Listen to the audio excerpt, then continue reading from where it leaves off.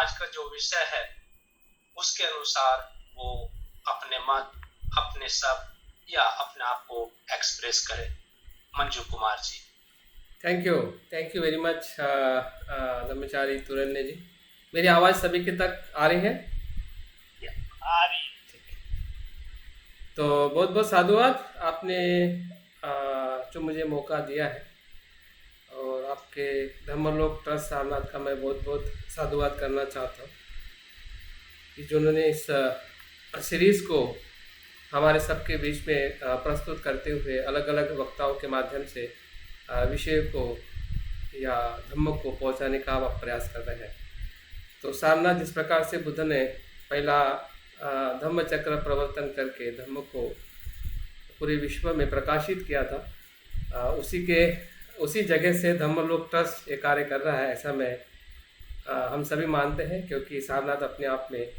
उस जगह का नाम है जिस जगह से बुद्ध की शिक्षा शुरुआत हुई थी।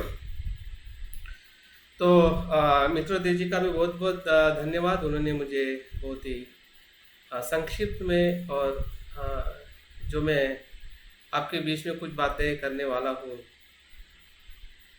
तो जो बातें करने वाला है उसके बारे में कुछ बातें करना बहुत ही ज़रूरी होता है, ताकि जो अपरिचित लोग हैं, जो परिचित है उनके लिए तो उतना दिक्कत नहीं होता है, लेकिन जो अपरिचित है उनको परिचय होना ज़रूरी है, ताकि हम उस शब्दों को या उस व्यक्ति को हम सुन सकें। तो ये मानवता की एक प्रकार की परंपरा रही है बुद्ध के समय से, और आज भी जब कोई हमारे घर में मेहमान आता है हम उसका स्वागत करते हैं, उनका परिचय देते हैं और लेते हैं। तो इससे हमारे एक मन को खुला करने का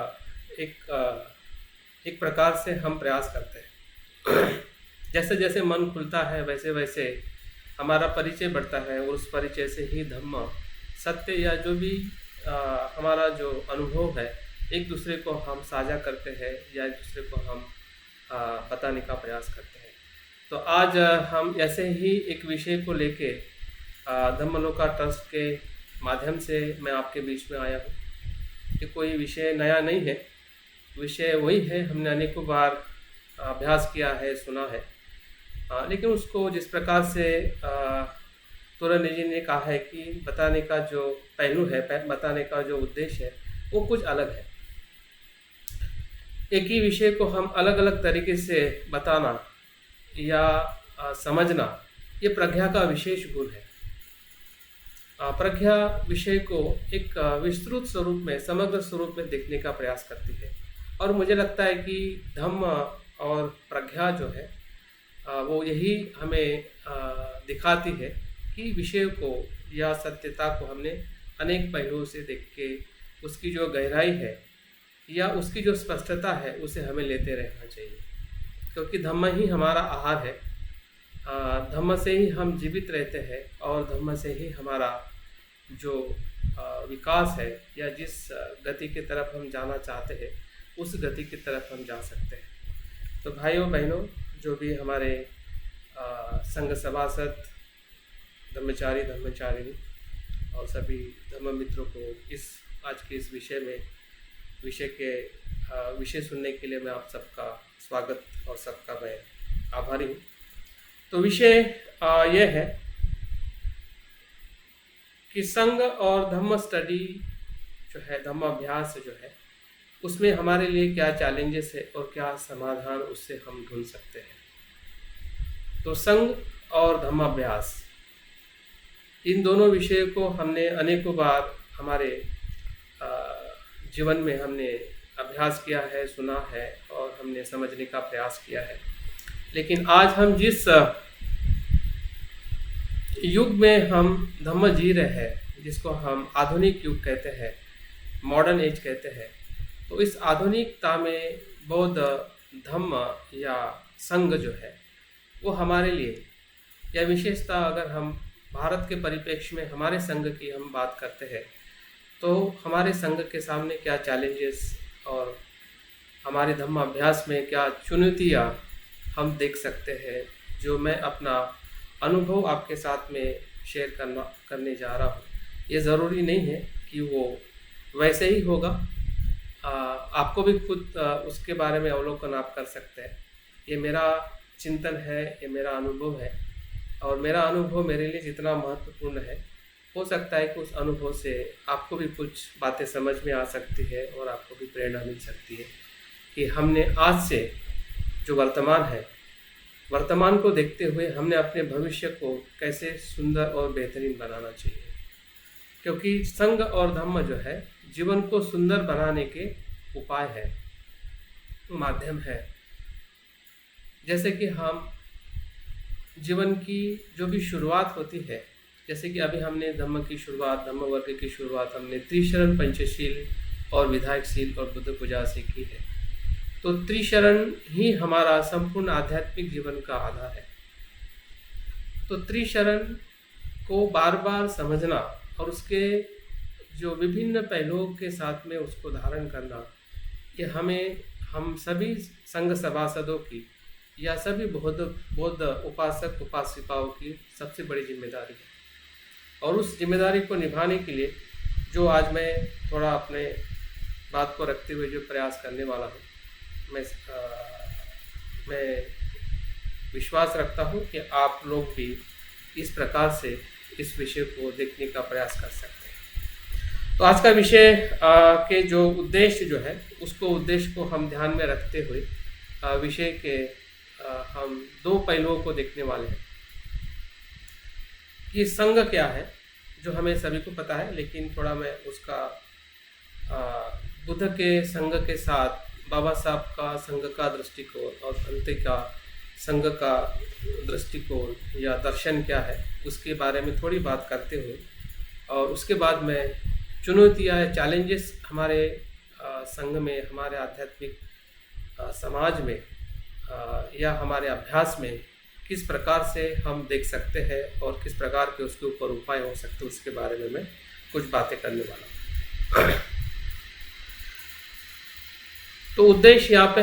हमें दो प्रकार के उद्देश्य को ध्यान में रखते हुए अभ्यास या जो बातें मैं बताने का प्रयास कर रहा हूँ उसको समझने का प्रयास करना है। पहला उद्देश्य है कि संघ और धम्म अभ्यास, जिसे हम दूसरी भाषा में धम्म विनय भी कह सकते हैं, इसको हमें थोड़ा बुद्ध के परिप्रेक्ष्य में, बाबा साहब के परिप्रेक्ष्य में और बनते उर्गेन संरक्षित के परिप्रेक्ष्य में हमें थोड़ा थोड़ा जानना है, ताकि हम जो हमें बुद्ध, बाबा साहब और भंते से जो मिला है और आज जिस स्थिति में हम आचरण कर रहे हैं, तो हमें बहुत सारी समस्याएं, बहुत सारी चुनौतियां, बहुत सारे आह्वान या कुछ आपत्तियां हमें हमारे सामने दिखाई देती है। कुछ आपत्तियां, कुछ आह्वान, कुछ चुनौतियां हमें दिखती है, लेकिन हम उसको समझ नहीं पाते हैं, या समझ पाते हैं लेकिन उस पर हम बात नहीं कर पाते हैं, या उसको समाधान की तरफ हम लेके नहीं जा पाते हैं। तो इन सभी बातों को हमें जानकर धीरे धीरे आगे जाना है, ताकि ये हमारा ही संघ है, जिस संघ में हम सभासद या एक व्यक्ति होने के लिए हम प्रवेश कर चुके हैं। तो हमारी ही जिम्मेदारी है संघ को बचाना या संघ में जीना या संघ का विकास करना। मेरी भी जिम्मेदारी जितनी है उतनी सभी ऑर्डर मेंबर और सभी बौद्ध समाज के जो लोग हैं उनकी जिम्मेदारी है, लेकिन उनकी जिम्मेदारी के साथ साथ में मेरी स्वयं की भी जिम्मेदारी है कि मैं संघ को किस प्रकार से देखता हूँ और धम्म को किस प्रकार से मैं समझ पाता हूँ। तो ये पहला उद्देश्य है कि हमें बुद्ध, बाबा साहब और भंते के दृष्टिकोण से या उनके जीवन दर्शन से संघ और धम्म क्या है उसके बारे में थोड़ा मैं बताऊँ, और उसके बाद चुनौतियाँ क्या है, किसे हम चुनौतियाँ कहते हैं, किसे हम आह्वान कहते हैं, किसे हम आपत्तियाँ कहते हैं, और उसके ऊपर क्या समाधान होगा उसके बारे में मैं आपके बीच में कुछ बात रखने वाला हूँ। पहला हम ये देखते हैं कि जो संघ और धम्म का अर्थ क्या है या दोनों का संबंध क्या है, क्योंकि जो विषय हम आगे लेके जा रहे हैं, जिस विषय के बारे में मैं कुछ बातें बताने का प्रयास कर रहा हूँ, तो उसको पहले थोड़ा हम ये जानने का प्रयास करते हैं कि पारंपरिक तौर पे हम संघ का क्या अर्थ लगाते हैं। और विशेषतः भंते संगरक्षी जी ने भी इस संघ के विषय को लेके 1968 में एक जो टॉक दिया था, द संघ ऑफ द बुद्धिस्ट कम्युनिटी, जो मैंने इस संदर्भ में सुना और पढ़ा, तो उससे भी बहुत सारी बातें संघ के परिप्रेक्ष्य में हमें क्या समझना है या कैसे उसको हम संघ को समझ सकते हैं। तो संघ एक प्रकार से अगर हम देखते हैं या शब्द से भी हमें पता चलता है, वो है एक मनुष्य का समूह है, जिसे हम सामान्य तौर पे संघ, संस्था, संगठन इस प्रकार से देखते हैं। और भंते ने उन्होंने 3 प्रकार से संघ अस्तित्व में होता है, इस प्रकार से उनका वक्तव्य है, या वो बताते हैं कि 3 प्रकार से आधुनिक विश्व में संघ अस्तित्व में होते हैं, जिसे आध्यात्मिक संघ कहा जाता है। पहला प्रकार का संघ आध्यात्मिक संघ है। तो ये आध्यात्मिक संघ कोई फिजिकली अस्तित्व में एक जगह पे नहीं होता है, जैसे कि मैं यहाँ पे हूँ, आप वहाँ पे है, और ऐसे पूरे विश्व में जो फैले हुए, जो आचरण करने वाले, जो बुद्ध धर्म संघ को समर्पित होने वाले जो भी लोग हैं, स्त्री पुरुष या किसी भी परंपरा से बुद्ध के आचरण को, बौद्ध धर्म के आचरण को करने वाले जो लोग हैं, जो आध्यात्मिक विकास कर रहे हैं, वो सभी लोग इस आध्यात्मिक संघ का एक हिस्सा होते हैं, एक सभासद होते हैं। इस प्रकार से हमने आध्यात्मिक संघ को देखने का हमने प्रयास करना चाहिए। दूसरा जो संघ होता है, जिसे वैश्विक संघ कहते हैं, जिसके अंदर जो वर्ल्ड वाइड जो कम्युनिटी होती है, वर्ल्ड वाइड जो कॉमनवेल्थ के जो इंस्टीट्यूशंस होती है, कि पूरे विश्व को कैसे सुरक्षित किया जाए, विश्व को किस प्रकार से वायलेंस से बचाया जाए, पर्यावरण प्रदूषण से बचाया जाए, ऐसे इशू के ऊपर जो वैश्विक संघ जो कार्य करता है, वो भी एक वैश्विक संघ है, जो समाज और देश को या विश्व को बचाने के लिए संघ की स्थापना करता है। वो भी एक अपने आप में संघ है, वैश्विक संघ में। और तीसरा जो संघ जो है, जिसे हम सामाजिक संघ कहते हैं, सामाजिक तौर पे जो भी इंस्टीट्यूशन है, जो पारिवारिक हो सकती है या सामाजिक आर्थिक जो भी हम संस्था या संगठन बनाते हैं, वो सामाजिक संघ है। तो इन 3 स्तर पे हम संघ को देखते हैं। और संघ का और एक पहलू हमें बौद्ध धर्म के दृष्टिकोण से भी हम समझते हैं, या बनते या बौद्ध साहित्य के अंतर्गत हमें संघ का जो 3 पहलुओं से बताया जाता है या हमें समझने का हम प्रयास करते हैं, जो जिसे हम आर्य संघ कहते हैं, भिक्षु संघ कहते हैं और महासंघ कहते हैं। तो इस स्तर पे भी हम संघ को पहचानते हैं कि जो आर्य संघ है वो क्या है, और बुद्ध की शिक्षा से कैसे उसे हम देखने वाले हैं, उसके बारे में मैं आगे बात करने ही वाला हूँ। लेकिन सामान्य तौर पे संघ का जो स्तर है, जो धम्म के साथ में हमेशा जुड़ा रहता है। धम्म हमेशा संघ के साथ और संघ हमेशा धम्म के साथ, ऐसा कह सकते हैं कि अगर हमारे शरीर में हृदय है और हृदय की जो गति है, हृदय होना एक प्रकार से वो धम्म है और उसकी गति होना एक प्रकार से संघ है, या संघ हमारा हृदय है और गति होना धम्म है। आप कोई भी उपमा उसको दे सकते हैं, क्योंकि दोनों एक दूसरे पे आधारित है। जहाँ जहाँ पे भी संघ है वहाँ पे धम्म है। और धम्म का अर्थ अगर हम पारंपरिक रूप पे लगाते हैं या बुद्ध की भाषा में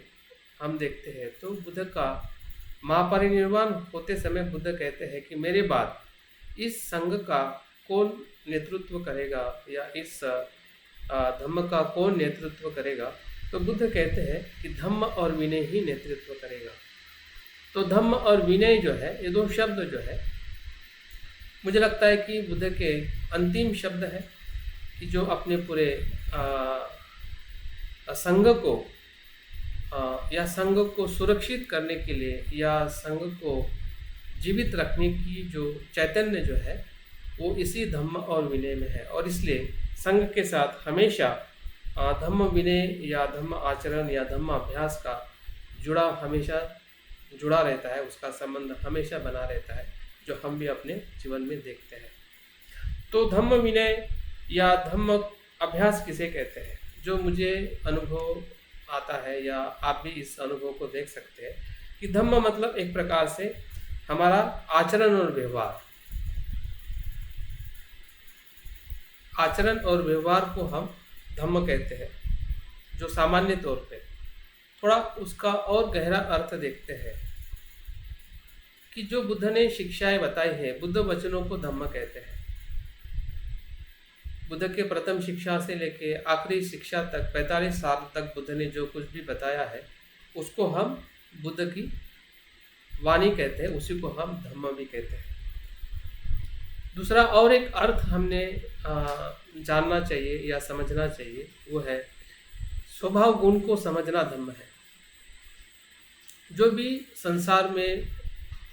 अस्तित्व है उसका एक स्वभाव है, जैसे कि पानी का स्वभाव ठंडा है, हवा का स्वभाव बहना है, आग का स्वभाव गर्म है, मन का स्वभाव कुशल और अकुशल है, सुख है दुख है। तो ये सभी स्वभाव जो अपने स्वभाव से जो दर्शाते हैं या अपने स्वभाव को जो अभिव्यक्त करता है उसे धम्म कहते हैं। और तीसरा और एक गहरा अर्थ हमें महायान और वज्रयान परंपरा में दिखाई देता है, जिसे शून्यता तथता या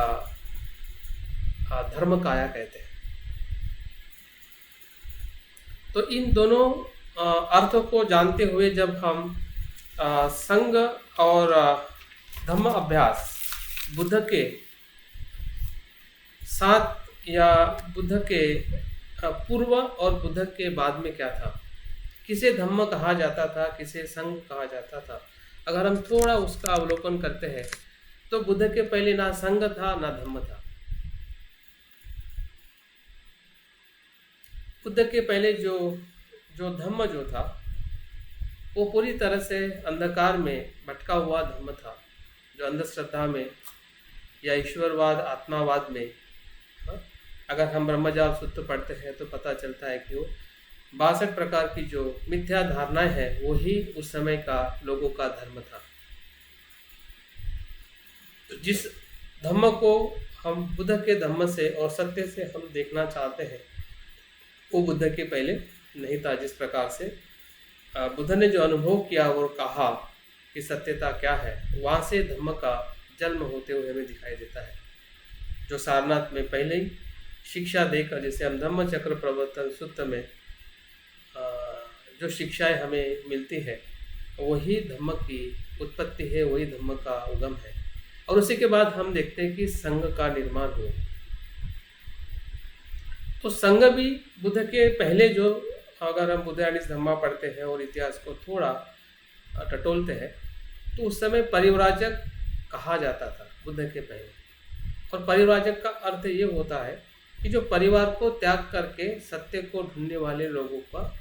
भटकना। उनका कोई यूनाइटेड संघ नहीं था, उनके पास में कोई नीति नियम नहीं था, उनके पास में कोई प्रॉपर प्रोसीजर नहीं थी जिनके साथ रहना चाहिए, जो कुछ भी करना चाहिए वो ऐसे ही करते थे। उनका कोई प्रॉपर डिसिप्लिन नहीं था, उनका कुछ उद्देश्य नहीं था। जो भी उनको गुरु मिल जाता था उसी के साथ में परिव्राजक अनुयायी बन के अपने जीवन को समर्पित करते थे। बुद्ध ने ही सबसे पहले ऐसे भटकते हुए परिव्राजकों को धम्म बताते हुए, इसलिए धम्म और संघ का बहुत पास का रिश्ता है। जहाँ पे धम्म है वहीं पे संघ की निर्मित होती है, और जहाँ पे संघ है उसी संघ में धम्म का आचरण अनुभव और उसका प्रचार प्रसार होता है। तो हमें पता है कि बुद्ध के बुद्धत्व के बाद जैसे कि हम बुद्ध पूनम कहते हैं, धम्म का जल आषाढ़ पूनम कहते हैं, और संघ का जल कार्तिक पूनम पर इसे ही सारनाथ के वाराणसी में हाँ, जो 61 या ऐसा कह सकते कि ये 5 भिक्षु और बुद्ध 6 और जो यश नाम का जो व्यक्ति था उनके 54 मित्र मिलके 61 लोगों का सबसे पहले आर्य संघ बना, जिसमें सभी अरहंत थे, शुद्ध थे, पवित्र थे, संपूर्ण क्लेशों से मुक्त थे, जिसे हम अरहंत कहते हैं। तो ऐसे 61 अरहंतों का जो समुदाय, जैसे मैंने कहा था कि संघ मतलब एक प्रकार से मनुष्य का समुदाय, लेकिन किस व्यक्ति का, ये व्यक्ति का समुदाय था, क्योंकि सभी यहाँ पर व्यक्ति हो चुके थे, सभी स्वतंत्र थे, सभी क्लेशों से मुक्त थे, शुद्ध थे। ऐसे व्यक्तियों का समुदाय जिसे हम आर्य संघ कहते हैं, जो बुद्ध ने स्थापित किया, जिसे हम कार्तिक पूनम से काफ़ी परिचित है। और बुद्ध ने सभी को संदेश दिया कि अभी आप अरहंत बनने के बाद आपका एक ही दायित्व है कि लोगों के हित और कल्याण के लिए, बहुजन हिताय बहुजन सुखाय के लिए, ये धम्म जो है, जो प्रारंभ में कल्याणकारिक है, मध्य में कल्याणकारिक है और अंत में कल्याणकारिक है, ऐसे धम्मों को आप लोगों के हित और कल्याण के लिए आप अलग अलग दिशा में आप जाकर लोगों का कल्याण करिए, अनुकंपा करें। तो ये बुद्ध का उद्देश्य जो है, यही संघ की चेतना है। इस उद्देश्य में हमें 3-4 शब्द मिलते हैं कि वो सभी को कहते हैं कि आपको एक दिशा में एक जाना है, अनुकंपा करनी है, और जो प्रारंभ में कल्याणकारिक है, मध्य में कल्याणकारिक है, वो अंत में कल्याणकारिक है, ऐसे धर्म को आपको लोगों को बताना है। तो एक अरहंत का दायित्व क्या है, इसमें पूरे वाक्य में या पूरे बुद्ध के संदेश में हमें ढूंढना चाहिए कि इसका बुद्ध दायित्व दिखा रहे हैं, एक उद्देश्य बता रहे हैं कि अभी आपका लक्ष्य जो है सिर्फ अनुकंपा है, क्योंकि आपके लिए आपका जो दायित्व आपने पूरा कर लिया है, आपकी ब्रह्मचर्या संपूर्ण हो चुकी है, क्योंकि अभी आप अरहंत हो चुके हैं। लेकिन जो संसार में जो दुख है या संसार के जो लोग दुखी है, उन दुखी लोगों को अभी आपको दुखों से मुक्त करना है। और यही संघ की स्थापना का सबसे मूलभूत सार है कि जो प्रारंभ में कल्याणकार का मतलब ये होता है कि लोगों को शील के आचरण से प्रेरित करिए, शील का आचरण से उनको शुद्ध करिए। इतना ही पर्याप्त नहीं है, तो आप मध्य में और गहराई में जाके उनको ध्यान समाधि के बारे में उनको आचरण बताएं। ध्यान ही पर्याप्त नहीं है, तो सभी क्लेशों से मुक्त होने के लिए प्रज्ञा का भी उनको आचरण बताएं। तो शील, समाधि और प्रज्ञा, जो प्रारंभ और मध्य और अंत का जो धम्म जो है, जो अष्टांगिक मार्ग में हमें आज 8 अंगों में दिखाई देता है, उसी का ही प्रचार प्रसार करने के लिए बुद्ध और स्वयं भी अपने मार्ग को नियुक्त करते हुए सभी दिशाओं में लोग जाकर लोगों को मदद करते। तो ऐसा आर्य संघ जो बुद्ध ने 61 अरहंत के साथ में मिलकर स्थापित किया था,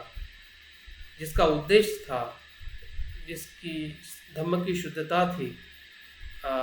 उनके जीवन का लक्ष्य था अपने लिए और संसार के सभी जीव मात्रा के लिए। और उसके बाद हमें आर्य संघ की और उसकी जो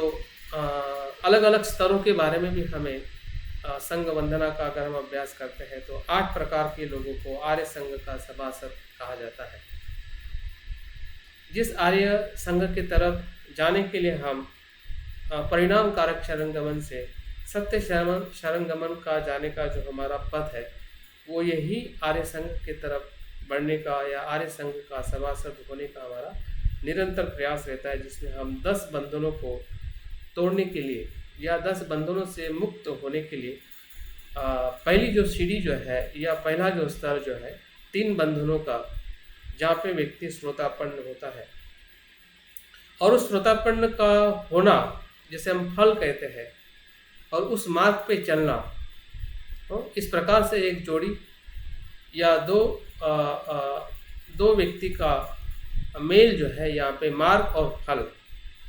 तो हम देख सकते हैं कि अगर हम मार्ग पे हैं या नहीं है, क्योंकि फल तभी मिलेगा कि जब हम मार्ग पे आरूढ़ रहेंगे। और मार्ग पे हम तभी रह सकते हैं कि जब हमें धम्म अभ्यास की जो पद्धति है और उसकी जो अनुभूति है धम्म की, जब तक हमें अनुभूति नहीं आती है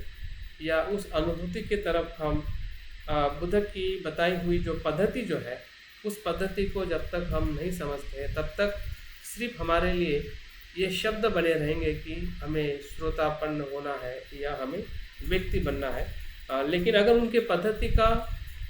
अनुसरण हम कैसे करें, या मैं देखता हूँ कि मैं उस पद्धति को कैसे अनुसरण करूँ ताकि बुद्ध की या श्रोतापन्न होने की जो अवस्था है वो मुझे कुछ समझ में आए या फिर मैं उसका अनुभव ले सकूं।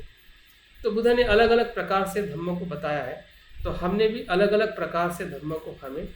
सुनना पड़ेगा, सीखना पड़ेगा और आचरण भी करना पड़ेगा। अगर बुद्ध एक ही प्रकार से धम्म बताते जो उन्होंने पहली बार बताया, तो क्या बाकी सभी लोगों को लाभ मिलता? नहीं मिलता, क्योंकि वो पद्धति उनके लिए अनुकूल थी, 5 भिक्षुओं के लिए या 5 परिव्राजकों के लिए। लेकिन बाकी जो पद्धतियाँ जो बुद्ध ने अपनाई है और उस प्रकार से बुद्ध के पूरे उपदेश को हम सुत्त पिटक या विनय पिटक, अभिधम्म पिटक में देखते हैं, तो 82,000 सुत्त का संकलन हमें मिलता है। तो इन सभी शिक्षाओं का जो सार जो है, जो मैं महसूस करता हूँ या मैं जब उसको देखने का प्रयास करता हूँ कि बुद्ध ने किस प्रकार से धम्म का अभ्यास करवाया है या किस प्रकार से बुद्ध की पद्धति थी धम्म बताने की, जो हमें भी देखनी पड़ेगी और सीखनी भी पड़ेगी। क्योंकि अगर हम नहीं सीखेंगे तो हमारे भीतर जो परिवर्तन आना चाहिए वो उतना नहीं आएगा जितना हम उम्मीद रखते हैं। उम्मीद तो हम श्रोतापन्न होने की रखते हैं, लेकिन उस उम्मीद पर खरे उतरने के लिए हमें कहीं ना कहीं उस प्रकार की पद्धति को भी हमें देखना पड़ेगा और समझना पड़ेगा। जैसे कि हमें पारंपरिक रूप पे जो हमें अक्सर बताई जाती है कि बुद्ध ने शील समाधि प्रज्ञा का उपदेश देके 4 आर्य सत्य की बात की है, ये सभी को पता है और वो फाउंडेशन है, वो मूलभूत शिक्षा है। क्योंकि उसी शिक्षा का विभिन्न जो स्वरूप जो है हमें बुद्ध के अनेक शिक्षाओं में या पूरी शिक्षा में हमें वही दिखाई देता है। अगर बुद्ध के 82,000 शिक्षा को अगर हम संकलित करें तो सिर्फ 2 शब्दों में आ जाते हैं। 2 शब्द क्या है? दुख को समझना और दुख से मुक्त होना। पूरी शिक्षा का सार क्या है? सिर्फ 2 लाइन है, दुख को समझना और दुख से मुक्त होना। लेकिन इस 2 लाइन या 2 अनुभव को बताने के लिए बुद्ध ने 45 साल तक अनेक प्रकार से बुद्ध ने शिक्षाओं को या धम्म को उन्होंने हमें बताया है। तो उसमें मैं सिर्फ कुछ बातें शब्द रूप में बताऊंगा, बाकी बातें आप खुद भी उसके ऊपर चिंतन कर सकते हैं, देख सकते हैं कि बुद्ध की ये जो शैली जो है वो सही में हमने पहचाननी चाहिए और हमने भी उस प्रकार से बुद्ध की शिक्षा को उस प्रकार से समझ के आगे बढ़ने का प्रयास करना चाहिए। तो शील समाधि प्रज्ञा ये तो उनका एक दर्शन था, उनका मध्यम मार्ग था, जिस मध्यम मार्ग से वो अपनी बात को हमें बताते हैं कि उच्छेदवाद और शाश्वतवाद के मध्य में जो मध्यम मार्ग है उनका त्याग करने से ही हमें वो प्राप्त होता है और उसमें हम शील समाधि प्रज्ञा से निर्वाण को या श्रोतापन्न को प्राप्त कर सकते हैं। लेकिन बाकी और सारी पद्धतियां हैं, जैसे कि चिंतनात्मक पद्धति, चिंतन करके या प्रश्न करके बुद्ध, अगर आप लक्खन सूक्त पढ़ते हैं, दूसरा ही सूक्त है, तो लक्खन सूक्त के माध्यम से बुद्ध अनात्म भाव क्या है, कैसे हमने अपने आप को प्रश्न करना चाहिए, और प्रश्न करते करते हमने पंच स्कंदों को कैसे अनात्म भाव से देखना चाहिए, ये बुद्ध की चिंतनात्मक शैली है। इस शैली से भी हम अभ्यास करते हैं। तीसरी जो शैली है बुद्ध के अभ्यास करने की, वो है चर्चात्मक। अगर आपने कालाम सूत्र का उदाहरण लेते हैं तो कालाम सूत्र बुद्ध संवाद करते हैं, चर्चा करते हैं कि आपने क्या सुना, आपको क्या लगा, आपको क्या लगता है, ये चीज़ होने से ऐसा आप उसको देख सकते हैं, ये चीज़ होने से आप उसको ऐसा देख सकते हैं, और उसके आधार पे आप आपकी जो कुशल अवस्था को या कुशल विचारों को मानते हुए आप आगे जा सकते हैं। तो कालाम सूत्र एक प्रकार से चर्चात्मक बुद्ध की जो शैली है, उस शैली से भी हमने धम्म को परखना चाहिए, धम्म का अभ्यास करना चाहिए, जो हम अक्सर करते हैं। अगर नहीं करते तो उसके ऊपर हमने चिंतन करना चाहिए। चौथी जो बात है, आचरणात्मक बुद्ध की शैली थी। जैसे कि उदाहरण के तौर पर एक भिक्षु जब बहुत बीमार होता है, कोई भी उनकी केयर नहीं करता है, तो बुद्ध स्वयं उनकी सेवा करते हैं। वो सिर्फ वो करुणा और मैत्री की बात नहीं करते, बल्कि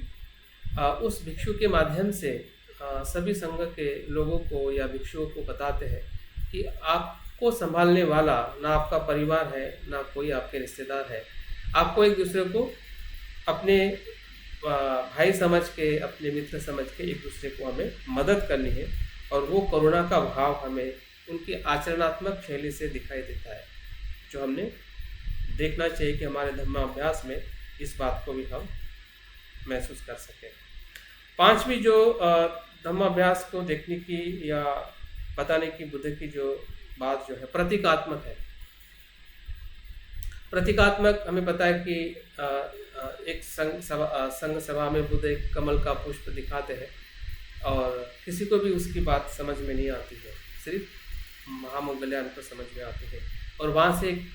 जैन परंपरा या ध्यान की परंपरा एक निर्माण होते हुए हमें दिखाई देती है। तो कला जो जिसे हम प्रतीकात्मक बुद्ध की शिक्षा है, उसका भी हमने अभ्यास के तौर पे देखना चाहिए कि बुद्ध किस प्रकार से धम्म अभ्यास के लिए हमें प्रेरित करते हैं। बुद्ध के ध्यान के अनुभव, ध्यान की बातों से बुद्ध हमें कुछ बताते हैं। अगर इसका उदाहरण अजातशत्रु के साथ बुद्ध जब संवाद करते हैं, और बुद्ध अजातशत्रु बुद्ध से पूछते हैं कि भगवंत आपके पास तो कुछ भी नहीं है, मेरे पास तो सब कुछ है, मैं सबसे ज़्यादा सुखी इंसान हूँ। तो बुद्ध कहते हैं कि चलो प्रयास करते हैं कि आप सुखी हैं क्या मैं सुखी हूँ। तो इस प्रकार से जब अजातशत्रु 2 घंटा अपने आप को बैठा नहीं सकते ध्यान में, बुद्ध कहते हैं कि मैं 2 घंटा नहीं, 7 घंटे नहीं, 7 सप्ताह इसी एक ही जगह पे बैठ सकता हूँ और मैं सुख का आनंद ले सकता हूँ। तो ये बुद्ध की ध्यान की जो अवस्था जो है, जो सुख देने वाली बुद्ध की जो ध्यान की अवस्था है, ये भी एक बहुत महत्वपूर्ण बुद्ध की शैली है। सातवीं जो शैली है, व्यवहारिक, बुद्ध बहुत व्यवहारिक भी थे। वो व्यवहारिकता में भी बुद्ध धम्म बताते थे। जैसे कि किस्सा गौतमी की कहानी हो, जो हमें सभी को पता है कि उनका एक पुत्र मरने के बाद वो किस प्रकार से पागल की तरह भटकती रहती है, और बुद्ध उसको बहुत ही व्यवहारिक तौर पे उस अज्ञान से, उस आसक्ति से बुद्ध उन्हें बाहर लाते हैं। तो हमारे जीवन में भी ऐसी बहुत सारी घटनाएं होती है, और हमारे साथ, हमारे आसपास के साथ, तो हमने भी व्यवहारिक जो शैली है उसका भी हमने अभ्यास करना चाहिए कि वो क्या है। और आठवीं और महत्वपूर्ण जो शैली है वो है कथात्मक। जितने भी बुद्ध की जातक कथाएं हैं अपने बारे में, या उस समय जो भी वो संघ था, भले सारिपुत्र हो, महामोगल्यान हो, आनंद हो, तो उनके पूर्व जन्म के बारे में भी वो बताते थे कि हम पूर्व जन्म में भी किस प्रकार से एक साथ में थे, जिसके माध्यम से हमें प्रेरणा मिलती है कि हमारे जो कर्म है और हमारी आज की जो परिस्थिति है, जो हमें मिली है, और आज हम जितने अच्छी तरह से मैत्रीपूर्ण और ऐसे संघ में अगर हम आचरण करते हैं,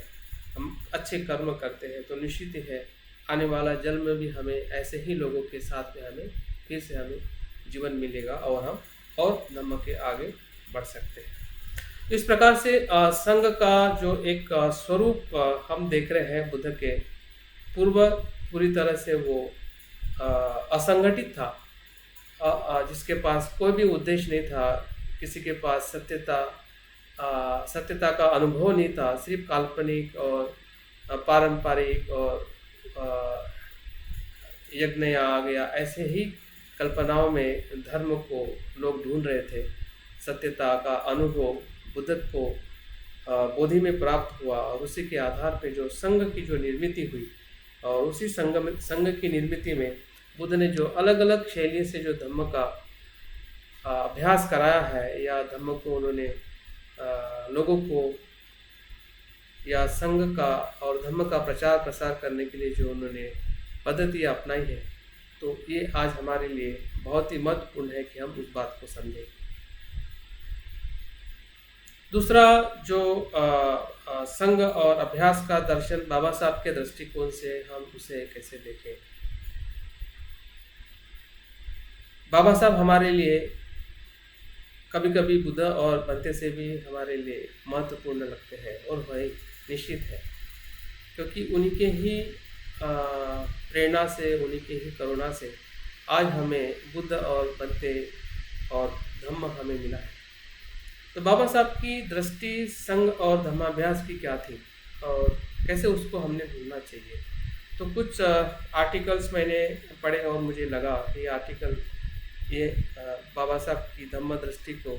या संघ के दृष्टि को समझने के लिए हमें बहुत ही महत्वपूर्ण हो सकती है। वो है पहला आधार 1950 का बाबा साहब का जो लेख है, बुद्ध और उनके धम्म का भवितव्य। इसमें जो बाबा साहब बहुत ही विस्तारित रूप में और बहुत ही पद्धतशील, जिसे हम कहें सिस्टमैटिक, सुव्यवस्थित तरीके से बाबा साहब अपनी बात रखते हैं कि बुद्ध धम्म और संघ को रिप्रेजेंट करते हैं उस छोटी सी पुस्तिका में, जो पुस्तिका से हमें बाबा साहब का जो दर्शन जो है कि वो संघ के बारे में किस प्रकार से उनका एक दृष्टिकोण था या दर्शन था। बुद्ध के बारे में तो वो पूरी तरह से स्पष्ट थे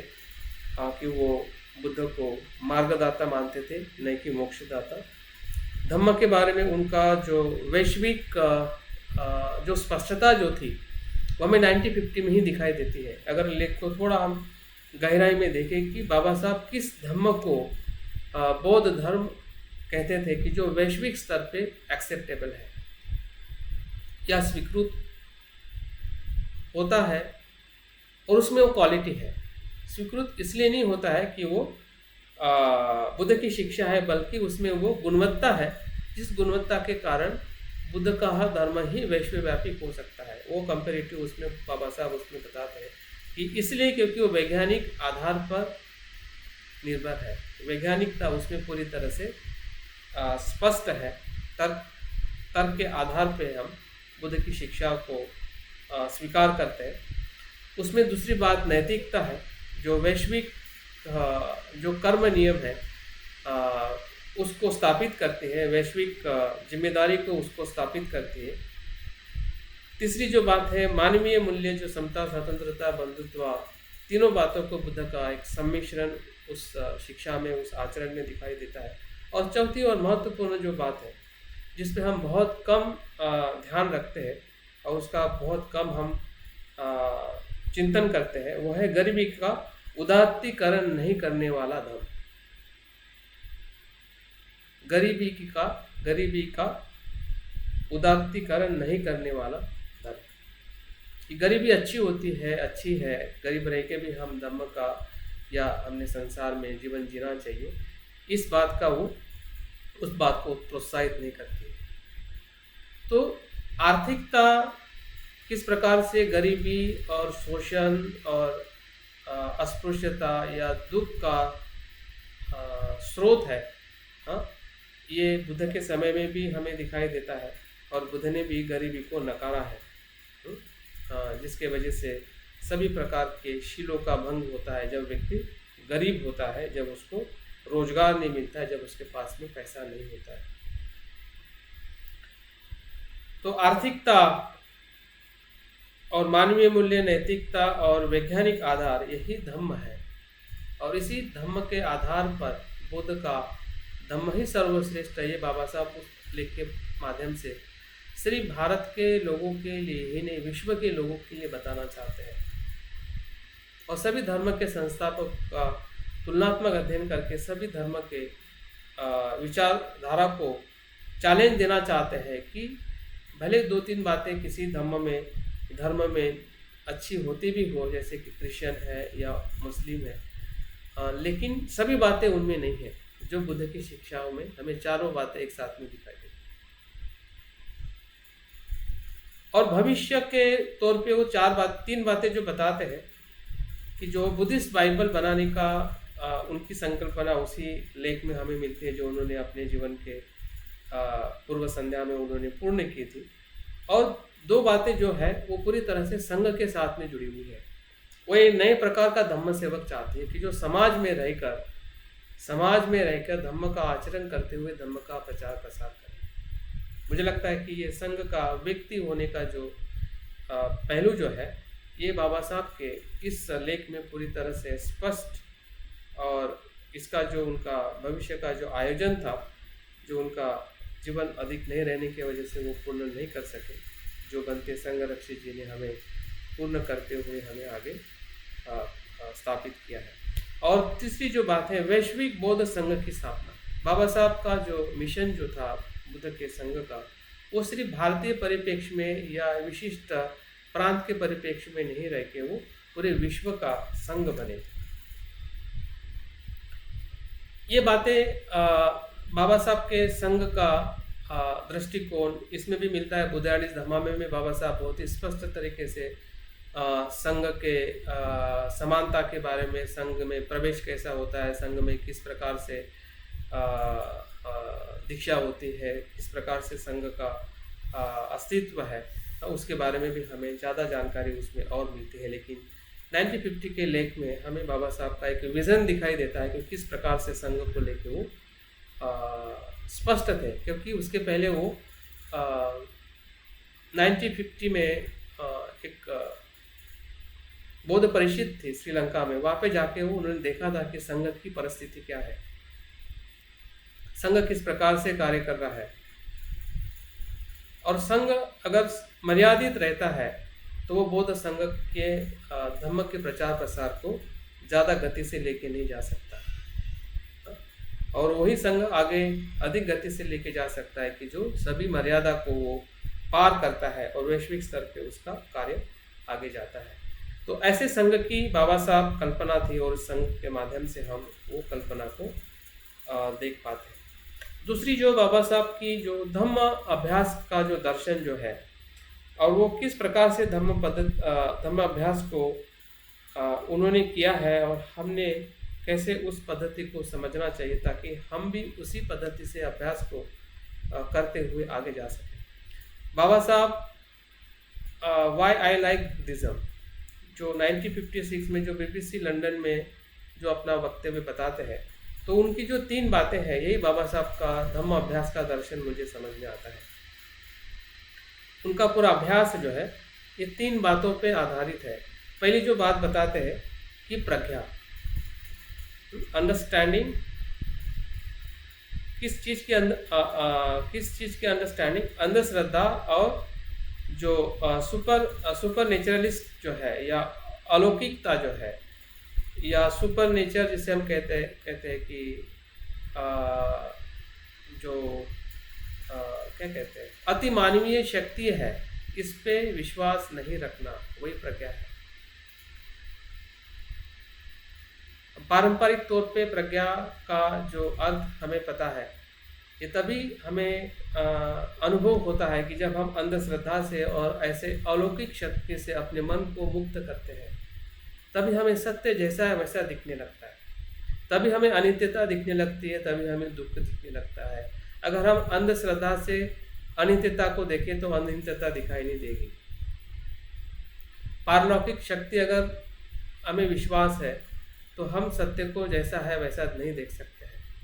तो बाबा साहब जिस प्रज्ञा के बारे में कहते हैं, तो वो प्रज्ञा को हमें बाबा साहब के अभ्यास से हमें देखना पड़ेगा कि बाबा साहब किस प्रकार से बौद्ध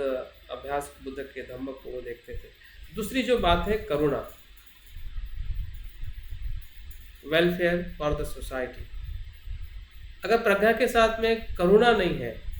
तो वो धम्म सद्धम्म नहीं है। अगर हम धम्म सद्धम्म और अधम्म का अगर अध्ययन करते हैं बुद्धायन धम्मा में,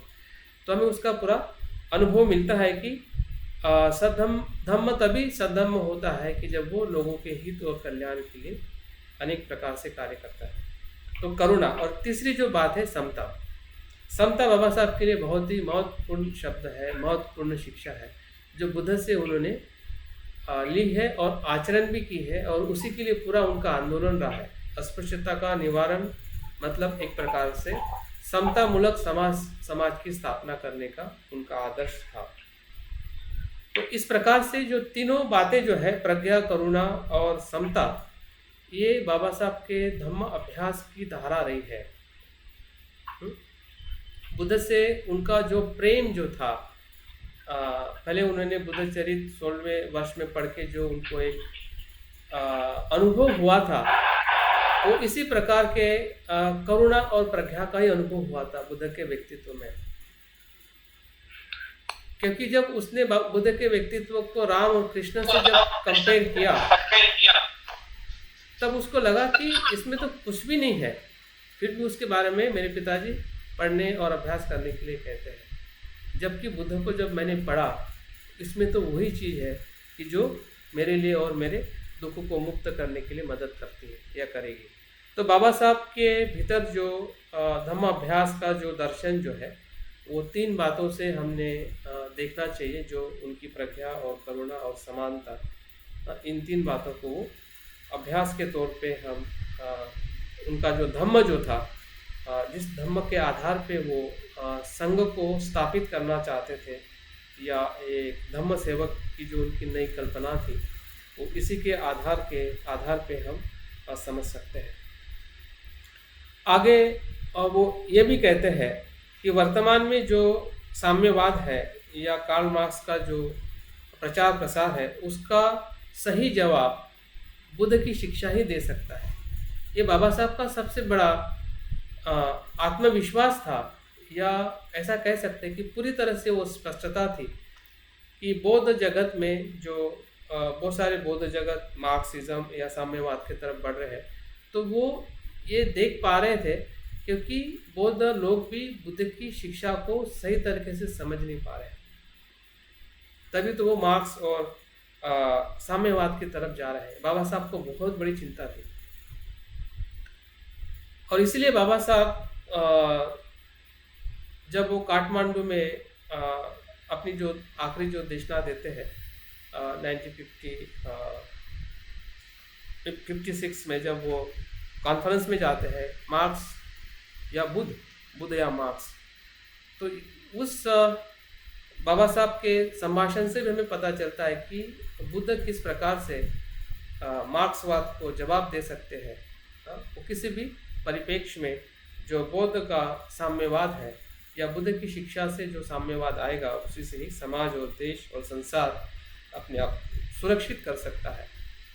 तो बाबा साहब का जो विज़न जो था, वो सिर्फ एक पर्टिकुलर समाज और देश के लिए नहीं था, बल्कि पूरे समाज के, पूरे विश्व के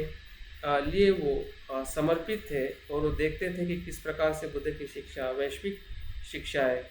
है या उसकी उपयोगिता हो सकती है। बाबा साहब के धम्म अभ्यास की अगर हम पद्धति देखते हैं, तो मैं सिर्फ शब्दों में कहूँगा, उसका विश्लेषण करना संभव नहीं है, क्योंकि वो आप स्वयं भी उसके बारे में सोच सकते हैं या समझ सकते हैं। तो पहली जो पद्धति मुझे उनके पूरे अभ्यास में दिखाई देती है, वो है उनके स्वयं के जीवन के अनुभव से वो सीखे हैं। उनका स्वयं का अनुभव ही सबसे बड़ी उनकी पद्धति रही है, और हमें और मुझे भी ऐसा लगता है कि जब मैं अपने स्वयं के जीवन को देखता हूँ, वहाँ से जो मुझे समझ में आता है, वही सबसे बड़ी मेरे धम्म अभ्यास की पद्धति होनी चाहिए। दूसरा जो है सामाजिक दुख के अनुभव से, समाज में जो दुख दिखता है, हमें महसूस होता है, उस दुख का चिंतन करके भी हम अपने धम्म अभ्यास को, क्योंकि धम्म कोई पढ़ने वाली सुनने वाली चीज़ नहीं है, वो अनुभव करने वाली चीज़ है। हम दुख पढ़ पढ़ के सुन के हम दुख का अनुभव नहीं ले सकते कि दुख क्या है। वो शब्दों में तो समझ में आएगा कि दुख ये है, लेकिन अनुभव तो हमें आएगा ही नहीं जब तक हम स्वयं के और सामाजिक दुख का अवलोकन नहीं करेंगे, या उसका अनुभव हमें नहीं होगा, या उस अनुभव की तरफ हम नहीं बढ़ेंगे, तब तक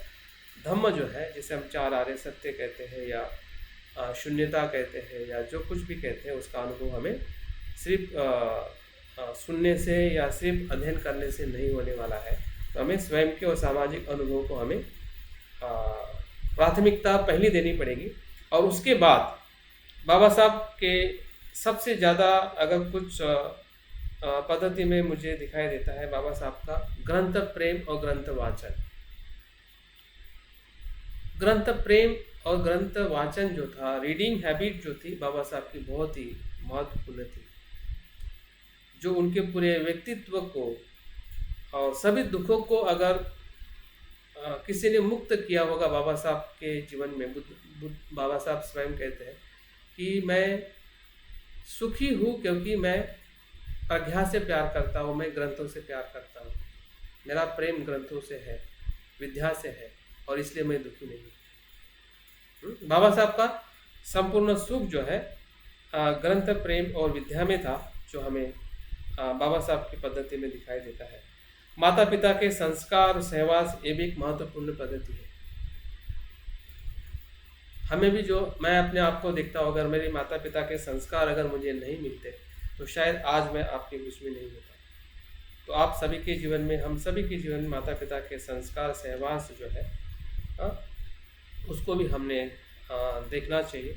स्वयं का हमने तुलनात्मक अभ्यास करना चाहिए, चिंतन करना चाहिए कि जो बाबा साहब के जीवन में हमें दिखा देता है कि उनकी जो संशोधन प्रवृत्ति जो रही है, विषय को, दुख को, समाज को, या उनके पूरे शिक्षा के पूरे क्षेत्र के अंदर, तो वो वृत्ति जो है वो बहुत ही महत्वपूर्ण है। और उनके जो 3 गुरु हैं, जिससे उन्होंने अलग अलग प्रकार से अभ्यास पद्धति को अपने जीवन का हिस्सा बनाया। जैसे कि कबीर जो उनके गुरु थे, जो पाखंड और जो असमानता जो है उसको कैसे नकारना है, कैसा उसको तोड़ना है, कैसे उसके बारे में बात करनी है, या समाज को जागरूक करना है, ये कबीर से बाबा साहब सीखे। महात्मा ज्योतिबा फुले के वो भी उनके गुरु हैं।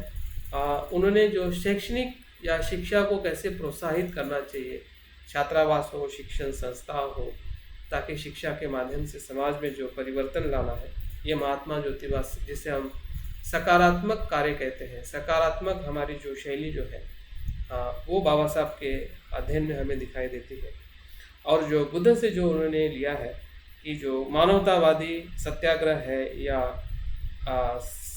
समानता का धर्म जो है, जातिहीन समाज की जो स्थापना जो है, अनिश्वरवाद, आत्मा परमात्मा से जो मुक्ति का जो अनुभव जो है, वो बुद्ध से ही बाबा साहब ने लिया है। तो बाबा साहब का जो दर्शन हमें बाबा साहब के अभ्यास पद्धति में अगर हम देखते हैं, तो ये 7 से 8 बातें जो है हमें देखनी पड़ेगी, ताकि बाबा साहब किस प्रकार से संघ को देखते थे और उनकी जो अभ्यास करने की जो पद्धति जो थी वो क्या थी। अभी थोड़ा हम संघ की तरफ आके फिर बाद में हम चुनौती की तरफ हम आने का प्रयास करते हैं। उर्गेन भंते संरक्षित से हम काफ़ी परिचित हैं। उनका जो सामने दीक्षा का 1949 में वो चंद्रमणि के हाथ से कुशीनगर में ही वो सामनेर बनते हैं, बाद में वो भिक्षु बनते हैं, और बाद में कालिम्पोंग में जाके जो अलग अलग जो तिब्बतियन गुरु हैं उनके संपर्क में आके जो अलग अलग ध्यान साधनाओं का वो अभ्यास करते हैं। जैसे कि गुरु पद्मसंभव है, अमिताभ है, बोधिसत्व की दीक्षा भी वो 1962 में उनको मिलती है। तो ये सभी जो बनते संरक्षित के जो आध्यात्मिक जो अनुभव के आधार पे ही वो एक ऐसे संघ की निर्मित करते हैं जिनका नाम ही संघ रक्षित है। उसका अर्थ ये होता है प्रोटेक्टर ऑफ संघ, संघ को सुरक्षित करने वाले, संरक्षक, या प्रोटेक्टेड बाय द संघ, संघ से सुरक्षित होने वाले। तो दोनों अर्थ से जब हम बनते संरक्षित के पूरे अस्तित्व को हम देखते हैं, और वहाँ से एक संघ की जो हमें स्थापना होते हुए दिखाई देती है 1967 में इंग्लैंड में, और वहाँ से भारत में 1979 में। तो ये सभी संघ की जो मूलभूत शिक्षाएं जो आज हम लेकर धम्म मित्र या धम्मचारी धम्मचारिणियाँ हम हो चुके हैं। तो इस संघ की जो मूलभूत शिक्षाएं जो है हमें सभी को पता है, जो 5 प्रकार की शिक्षा बनते अपने संघ के माध्यम से हमें देते हैं, जिसमें हम संघ को जीवित अनुभव करते हैं। वो है शरण गमन, दूसरा है कल्याण मित्रता, तीसरा है बोधिसत्व आदर्श, चौथा है श्रोतापन अवस्था, और जो 5वां जो है संस्कृति और कला, कल्चर एंड आर्ट। तो इन 5 शिक्षाओं का जो एक अनुभव जो है वो आज हमारे संघ में पिछले 50 और 60 और आज हम अपने संघ को देखते हैं तो 3 स्तर पे या 3 कालावधि में हम देख सकते हैं कि जब संघ निर्माण हुआ था तब भी बनते थे, और संघ का जो विकास हुआ तब भी बनते थे। लेकिन आज बनते हमारे बीच में नहीं है। आज हम तीसरे डायमेंशन पे खड़े हैं। जो पहला डायमेंशन जो था जिसमें आप और हम नहीं थे, जो पुराने हमारे ऑर्डर मेंबर है बनते संरक्षित जी है, और आज भी उस ऑर्डर मेंबर में से बहुत सारे लोग उस ओरिजिन को देखते हैं जब संघ की शुरुआत हुई थी, और विकसित होते होते आज हम संघ में जो भी पुराने ऑर्डर मेंबर हैं, हम नए हैं, और आने वाले बहुत सारे वेटिंग में है कि जो प्रोसेस में संघ में आज जुड़ने के लिए तैयार है। अगर हम हमारी संख्या देखते हैं तो पूरे विश्व में 2000 से भी ऊपर संख्या है। भारत में 800 के आसपास हमारे ऑर्डर मेंबर है, 10,000 के आसपास हमारे मित्र है, या उससे भी कहीं अधिक हो सकते हैं। तो हमारा जो जगत जो है, जिसे हम आध्यात्मिक संघ कहते हैं, आध्यात्मिक समाज कहते हैं, उस संख्या में और विस्तार में 45 देशों में हमारा संघ पूरी तरह से कार्यान्वित हो चुका है। तो हमारी जो संघ की जो उत्पत्ति और विकास का जो एक समय रहा है, और उस समय के अंदर हमारे सामने बहुत सारी चुनौतियाँ या आह्वान मैं देख पा रहा हूँ, जो मैं अपने पिछले अनुभव से मैं अवलोकन करता हूँ कि जब 92 में सबसे पहले मैं भंते को बहुत दूर से देखा था। जब भंते की आखिरी विजिट नागपुर में कस्तूरचंद पार्क में हुई थी, तब मैं नागपुर में ही पढ़ रहा था, और तब मैं संघ को सिर्फ अनुभव किया कि इतने सारे लोग भंते को सुनने के लिए आए थे। संघ निश्चित ही कुछ एक विशेष होगा, जो मैं भी खुद ढूंढ रहा था कि जहाँ पे मैं धम्म का अभ्यास कर सकूँ या धम्म का प्रचार प्रसार करने की कुछ मेरी इच्छाएं अंदर थी। और उसी इच्छा से मैं संघ के जब संपर्क में आया, नागपुर में थोड़ी शुरुआत में रहा, लेकिन वो कंटिन्यूस संपर्क नहीं रहा। उसके बाद फिर मैं अहमदाबाद में 93 में आया, 94 में मैंने संघ को या सेंटर को ढूंढ लिया, और 95 से मैं पूरी तरह से संघ के संपर्क में आया। और अभी तक मैंने संघ को अहमदाबाद में देखा, महाराष्ट्र में देखा, यहाँ पे यूपी में देखा, और जहाँ पे नहीं देखा उसके बारे में काफ़ी कुछ सुना है, और बहुत सारे ऑर्डर मेंबर से कुछ न कुछ बातें चलती है, दिखता है। तो जो दिखने वाली जो अनुभूति है, और उसका चिंतन करके हम कुछ बातों को और गहराई से देखते हैं कि हमारा संघ किस प्रकार से भारत में और पूरे विश्व में फैल चुका है। और अगर हम उस संघ में हम एक ऑर्डर मेंबर है या ऑर्डर मेंबर बनने के लिए हम उत्सुक है और हम प्रक्रिया में है, तो कुछ चुनौतियाँ या कुछ समस्या, कुछ चैलेंजेस मैं देख पा रहा हूँ। ज़रूरी नहीं है कि आपको भी वो चैलेंजेस दिखे या आप भी उसी मेरे बात से आप सहमत हो। आप सहमत नहीं भी हो सकते, लेकिन मैं अपनी बात को आपके बीच में प्रस्तुत करना चाहता हूँ। तो समस्या का सबसे पहले मतलब क्या है? चुनौती का मतलब ये है कि समस्या या मर्यादा।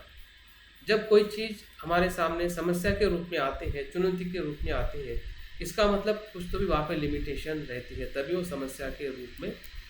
हमारे सामने खड़ी होती है। तो उसका कारण क्या होता है? सामान्य तौर पे कोई भी चुनौती या कोई भी समस्या हमारे सामने आती है, तो मैं देख पाता हूँ तो 4 बातों से समस्या का उद्भव हमारे सामने होता है। एक तो हमारी आज की ज़रूरत क्या है, ज़रूरत से समस्या हमें दिखने लगती है कि मेरी मर्यादा क्या है या मेरे लिए चुनौती क्या है। दूसरा जो कारण जो है, जो विज्ञान और टेक्नोलॉजी का अपने आप में विकास जो हो रहा है, वो भी एक हमारे लिए समस्या का कारण बन जाता है। वो भी हमारे लिए समस्या का कारण बन जाता है, जिसे हम कह सकते हैं कि वो शाप भी है और अभिशाप भी है। हाँ, हमें विज्ञान टेक्नोलॉजी हमें सुविधा भी देता है, लेकिन बहुत सारी समस्या भी हमारे सामने खड़ी करता है। तीसरी जो बात है कि सामाजिक और आर्थिक बदलाव, सामाजिक और आर्थिक बदलाव। और चौथा महत्वपूर्ण कारण जो है वो हमारी शिक्षा का स्तर का विकास। जो हम शिक्षा ले रहे हैं या हमें शिक्षा जो मिल रही है समाज में या देश में, तो उसमें जो कुछ भी बदलाव होता है उसके वजह से भी बहुत सारी चुनौतियाँ, बहुत सारी समस्या हमारे सामने खड़ी होने लगती है। तो ये सभी कारण हो सकते हैं जिस कारण को हम अपने संघ में या धम्म अभ्यास में हमने कहाँ पे आ सकती है। तो तीन समस्या को मैंने महसूस किया है, जहाँ मुझे दिखने में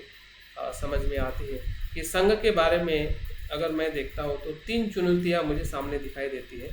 और वैसे ही जब मैं धम्म अभ्यास को या धम्म की जो हमारी अभ्यास का जो भी अभ्यास क्रम है या जो हम अभ्यास करते हैं, मित्र या जेपार मित्र या हम ऑर्डर मेंबर, तो उस अभ्यास में हमारे लिए क्या और 3 चुनौतियाँ हमारे सामने खड़ी है और होते हुए मैं देख पा रहा हूँ। पहली जो संघ के बारे में अगर मैं बात करूँ तो सबसे पहली जो समस्या जो आजकल हम उससे लड़ चुके हैं या लड़ रहे हैं वो है आर्थिक प्रबंधन और स्वावलंबन का अभाव। हमारा जो संघ जो है, भले हम उसको सभी लोग शायद नहीं देख पाते हैं या काफ़ी जो उससे संबंधित जो लोग हैं, विशेषतः जो ट्रस्टी है या जो उस संघ से आर्थिकता से जुड़े हुए लोग हैं, उनको ज़्यादा जानकारी होती है। लेकिन अगर मैं पूरे संघ के रूपरेखा को देखता हूँ तो हमारे संघ में या विशेषतः हम इंडियन संघ की अगर मैं बात करता हूँ, क्योंकि इंडियन इसलिए मैं बात कर रहा हूँ क्योंकि हमारे लिए सबसे ज़्यादा चैलेंज है कि हमारा जो आर्थिक प्रबंधन जो है और स्वावलंबन कहीं ना कहीं हमारा कम है या उस पर हमारा ध्यान नहीं हो पा रहा है, क्योंकि हम तीनों बातों में संतुलन हम देख नहीं पा रहे हैं। तो 3 जो बल होते हैं कि जो किसी भी आंदोलन को, किसी भी संघ को मजबूत करते हैं, वो है अर्थ बल, दूसरा है मानव बल और तीसरा है धम्म बल। तो हमारे पास में मानव बल है, धम्म बल है, लेकिन अर्थ बल की जो क्षमता जो है वो होते हुए भी या वो पूरी तरह से सेल्फ डिपेंड नहीं है, और इससे कहीं ना कहीं बहुत सारी हानि या बहुत सारे इसके दुष्परिणाम भी हमने संघ में देखे हैं। जो हमारे फुल टाइमर मेंबर थे 10 साल 15 साल पहले, तो उनकी पूरी आजीविका पे ही सबसे ज़्यादा प्रहार हुआ है। और मैंने बहुत सारे ऐसे ऑर्डर को भी देखा है कि उनकी पूरी मानसिकता, उनकी पूरी आर्थिकता या उनका पूरा सामाजिक ढांचा जो है, परिवार का ढांचा पूरी तरह से मतलब बह गया था या पूरी तरह से वो बिखर गए थे। और वहाँ से वो आर्थिकता का जो प्रभाव या प्रहार जो रहा है, तो उसके पीछे हम सिर्फ वेस्टर्न जो हमें सपोर्ट मिल रहा था वही कारण नहीं है, बल्कि हमारे संघ का ही जो आर्थिक प्रबंधन करने की जो स्किल जो है या स्वावलंबन होने का जो हमारा प्रयास जो है कहीं ना कहीं कम रहा होगा, और उसी के वजह से वो प्रहार हमारे पे हो चुका है। और वहाँ से हमने देखा है कि उसके बहुत सारे दुष्परिणाम हमारे आध्यात्मिक गुणवत्ता में या हमारे जो आध्यात्मिक जो संघ के विकास में भी हमें बहुत सारी चीज़ें मतलब क्या कह सकते हैं कि थोड़े डाउन जाते हुए हमें मुझे तो दिखाई देती है। आप लोग अगर उसका अवलोकन करते हैं तो आपको भी शायद जो परिस्थिति जहाँ पे भी हम संघ से जुड़े हुए हैं भावनिक तौर पे या जिम्मेदारी के तौर पे, या हम एक नए संघ के उपासक संघ की तरफ आने के लिए भी हम जुड़े हुए हैं, तो उससे हमारे जितने भी सामाजिक प्रकल्प हैं पूरी तरह से समाप्त हो चुके हैं, और हमारी जो उसके वजह से हमारे आध्यात्मिक जो गुणवत्ता जो थी ऑर्डर मेंबर की या जो भी उसके साथ जुड़ने वाले जो लोगों की, उसमें भी हमें बहुत सारा उसमें प्रभाव दिखाई देता है। और उस समय और उसके बाद में भी अगर हम देखते हैं कि उसके वजह से जो युवाओं का आने का प्रमाण भी संघ में कम हो गया है, क्योंकि युवा दो जगह से आते हैं। जब उनको थोड़ी एक आर्थिकता का सपोर्ट मिलता है तो धम्म के साथ में उनके लिए एक अच्छी अपॉर्चुनिटी मिलती है जो पहले मिलती थी, लेकिन इस आर्थिक स्वावलंबन नहीं होने के कारण उसके बाद में हमें ऐसे ज़्यादा युवा हमें उस कमिटमेंट या ऑर्डर मेंबर की तरफ मैं देख पा रहा हूँ, शायद जो मुझसे भी बहुत प्रोसेस से नज़दीक होंगे या जो जानते हैं वो भी मेरी बात कुछ अस्पष्ट हो सकती है जो मेरी जानकारी में नहीं है, लेकिन जो मैं उसकी हानि जो देख पा रहा हूँ वो इस प्रकार से हमारे लिए चैलेंज है, वो चुनौती है, एक समस्या है। और उस समस्या को सिर्फ वही लोग ना समझे कि जो उस जगह पे वो एज अ ट्रस्टी और as a senior order member के तौर पे वो उसको फेस कर रहे हैं, बल्कि हम यहाँ पे बैठे हुए, भले हमारी डायरेक्ट जिम्मेदारी नहीं है, लेकिन as a order member, as a Sangh का सभासद या इस आध्यात्मिक समाज को बनाने की हमारी जो जिम्मेदारी है, उसमें जब तक अगर हमें चुनौती दिखाई नहीं देगी और मुझे मेरी नहीं लगेगी, तब तक मैं पूरे संघ के पद्धति को मैं मदद नहीं कर सकता हूँ। तो ये बताने का मेरा यही कारण है कि ये भले उस लेवल की समस्या है या चुनौती है, लेकिन हम अपने लेवल पे भी उसका अवलोकन कर सकते हैं, देख सकते हैं कि क्या ये समस्या हमने देखी है, सुनी है या एग्जिस्ट है, तो उसके ऊपर उपाय क्या हो सकता है, जो मुझे लगता है जो मैं संक्षिप्त में बताऊंगा, उस पर हम चिंतन कर सकते हैं। तो उसके उपाय ये हो सकता है कि जितने भी हमारे सामाजिक प्रकल्प जो समाप्त हुए हैं, उस सामाजिक प्रकल्प का जो भी हमारे पास में स्थल संपत्ति है या प्रॉपर्टी है, उस प्रॉपर्टी को हमने शैक्षणिक क्षेत्र में उसका इस्तेमाल करना चाहिए। शैक्षणिक क्षेत्र जो है दो प्रकार से हमें लाभ दिला सकता है। एक तो आप शैक्षणिक स्तर पे हम लोगों को शिक्षित कर सकते हैं और उसी से एक मनी जनरेशन होने की 100% संभावना है, क्योंकि शिक्षा एक अपने आप में मनी है, ज्ञान अपने आप में धन है, लेकिन उस ज्ञान को हम अपनी आवश्यकता के अनुसार, हमें ऐसे इंडस्ट्री खड़ी नहीं करनी है कि जो बाकी लोग कंपटीशन करके शिक्षा का एक व्यवसाय बना चुके हैं, लेकिन शिक्षा के बहुत सारे स्तर है जिस माध्यम से हम उस प्रॉपर्टी का या हमारी जितने भी प्रॉपर्टीज़ है, जहाँ जहाँ पे भी हमारे बिल्डिंग्स है या जगह है, तो उस जगह का अगर हम सही इस्तेमाल करते हैं तो निश्चित ही है हमारा जो स्वावलंबन जो गवर्नमेंट पे डिपेंड था, और आजकल गवर्नमेंट की वजह से भी बहुत सारी चीज़ें हमारे पूरे संघ में या संघ के संस्थान पे काफ़ी प्रभाव हुआ है। और जो भी हमारा डिपेंडेंस हमारे करुणा ट्रस्ट से हो या फॉरेन से जो हमें जो मिलता है, उसके वजह से भी आजकल काफ़ी कम अनुदान मिलने की वजह से हमारे जीएफआर टीम मेंबर है या जीएफआर की जो प्रोसेस चलाने वाले जो हमारे फुल टाइमर है, तो उनके लिए भी जो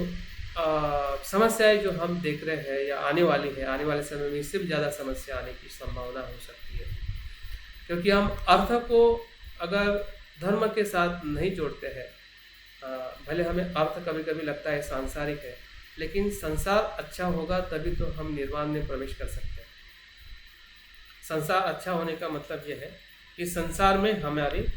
जो आवश्यकता है वो पूरी तो हमें करनी ही पड़ेगी। अगर संसारिक अगर आवश्यकता पूरी नहीं होती है तो उसका बल तो धन ही है, और धन कमाने का संसाधन बुद्ध ने अष्टांगिक मार्ग में सामूहिक आजीविका के आधार पर हमें बता दिया है। इसका मतलब यह है कि वो धम्म का ही तत्व है, और उसको हमने शैक्षणिक क्षेत्र में आकर उसका अधिक उसका हम इस्तेमाल कर सकते हैं। और दूसरी चीज़ हमने सभी लोगों के लिए मतलब हमने आर्थिक प्रबंधन की हमने प्रॉपर प्रशिक्षण लेना चाहिए। जो भी इसको संचालित करते हैं या करेंगे या करना चाहते हैं, तो ऐसे ही कोई ऑर्डर मेंबर है और उसको आप या कोई भी विश्वास में रख के अगर हम उनको जिम्मेदारी देते हैं, तो उस प्रकार से करने से भी हमारा आर्थिक प्रबंधन सही नहीं होता है। तो हमने प्रॉपर ट्रेनिंग लेके, प्रशिक्षण लेकर या प्रशिक्षित लोगों का मदद लेकर मुझे लगता है कि आर्थिक प्रबंधन या आर्थिक नियोजन का हमने प्रयास करना चाहिए। तभी जाके हमारी जो आर्थिक सबलता जो है, आर्थिक जो चुनौती जो है, उस पे कार्य हो सकता है। अन्यथा अगर हम ही अपने आप में धम्म के माध्यम से हर चीज़ देखेंगे, तो धम्म हमें प्रेरणा दे सकता है चीज़ों को कैसे चलाना, लेकिन जो स्किल अगर हमारे पास में नहीं है और फिर भी वो चीज़ को अगर हम विदाउट स्किल ही कर रहे हैं, तो निश्चित ही है उससे जो हमें हानि जो होगी वो हमारे लिए और सभी संघ और पूरे मोमेंट के लिए उसकी हानि भोगनी पड़ती है, जो हम देख चुके हैं। तो उसका उपाय यह है कि हमने प्रशिक्षित होना चाहिए। जो भी स्किल की वहाँ पे ज़रूरत है वो चलाने में या उसको सही ढंग से करने में, तो मुझे लगता है कि ये हमारे लिए सबसे महत्वपूर्ण जो चुनौती है, जिसके ऊपर कुछ इस प्रकार से हम उपाय के तौर पे काम कर सकते हैं। दूसरी जो चुनौती संघ में मुझे अनुभव होती है, जो हमारे जो संघ सभासद में जो विसंवादितता है और गुटबाजी के कारण जो है हमारा जो आध्यात्मिक विकास में अवरोध होता है। मैंने स्वयं के आध्यात्मिक जीवन में भी मैंने देखा है कि जब मैं मित्र था, तो किस प्रकार से ऑर्डर मेंबर में विसंवादित था, गुटबाजी थी, जिसके वजह से मैं ऑर्डर बनने में काफ़ी समय लगा या फिर काफ़ी प्रयास करने के बाद में मुझे वो उस प्रक्रिया में मैं प्रवेश कर सका। ये मेरा स्वयं का भी अनुभव है और ऐसे बहुत सारे अनुभव बहुत सारे जगहों पे हमें दिखते हैं और बनते भी कहते हैं कि विसंवादित होना ही संघ का सबसे बड़ी हानि है। तो ये विसंवादितता आती कहाँ से है?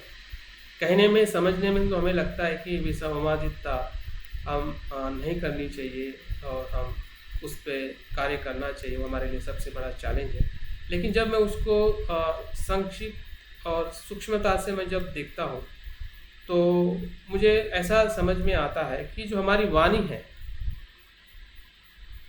वाणी से ही विसंवादितता निर्माण होती है। जब हम किसी के बारे में अफवाह फैलाते हैं या किसी के बारे में हम गलत धारणाएं बता के बात करते हैं, मन में धारणा रखना और बात करना, मन में बात रखेगी तो आपको द्वेष और ईर्ष्या आएगी, लेकिन जब अभिव्यक्त हो जाती है तो वो विसंवादितता निर्माण करती है हमारे ऑर्डर मेंबर में या हमारे सेंटर या किसी भी जगह पर। तो इसका मतलब ये है कि हमारे भीतर जो मन और भावना में जो द्वेष और ईर्ष्या है, यही सबसे मूल कारण है। हमारा विसंवादित और गुटबाजी को अगर हमें समझना है कि ये क्यों होती है और इसका मूल स्रोत क्या है, तो वाणी तो है, लेकिन उस वाणी के भीतर जो भीतरी जो द्वेष और ईर्ष्या जो है ऑर्डर मेंबर एक दूसरे के प्रति या किसी भी व्यक्ति के प्रति, वही विसंवादितता निर्माण करती है। और गुटबाजी जो है, 3 बातों से मुझे समझ में आती है कि गुटबाजी कहाँ पे और क्यों होती है। अपनी प्रतिष्ठा को हम स्थापित करना चाहते हैं। जब मुझे ऐसा लगता है कि मेरी जो प्रतिष्ठा किस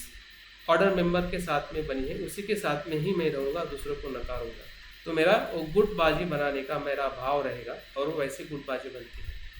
दूसरी जो बात जो है गुटबाजी होने के लिए, कि मैं अपनी उसमें सुरक्षितता देखता हूँ। मैं उन लोगों से ही सुरक्षित महसूस करता हूँ उस सेंटर में, उस ऑर्डर मेंबर के साथ। बाकी लोगों से मुझे सुरक्षितता महसूस नहीं होती है। उसके वजह से भी हमें गुटबाजी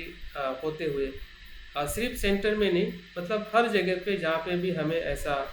अनुभव होता है, वहाँ पे सुरक्षितता का ही भाव होता है, अपने आप को सुरक्षित करने का। और तीसरा और महत्वपूर्ण जो बात दिखती है वो है कि हमारी जो मर्यादित जो दृष्टि जो है उसमें हम संतुष्ट रहते हैं कि जो मुझे पता है, क्योंकि हम सभी ऑर्डर मेंबर हैं, सभी को हमें पता है,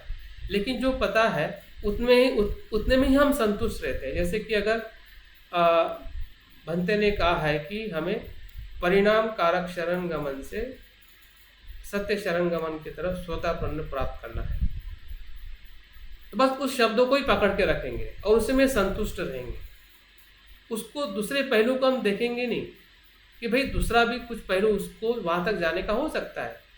और जब दूसरे पहलू को मैं नहीं देखूंगा तो मेरी दूसरी की बात मुझे मैं पसंद क्यों करूँगा? तो मेरा लिए तो गुट बन जाएगा कि नहीं भंते ने तो ऐसा ही कहा है, और इसको जो नहीं मानता है इसका मतलब वो स्वयं को ही अपने आप को गुट से अलग कर देगा या दूसरे को गुटबाजी में बोलेगा कि ये गुटबाजी वाला है, क्योंकि उस बात को हमने कहने की एक संकुचित दृष्टि से हमने उसको पकड़ लिया है। और वही बात ज़्यादा से ज़्यादा गुटबाजी में हमें दिखाई देती है। तो विसंवादिता हो या गुटबाजी हो, जो हमें सभी के आध्यात्मिक जीवन में अवरोध है,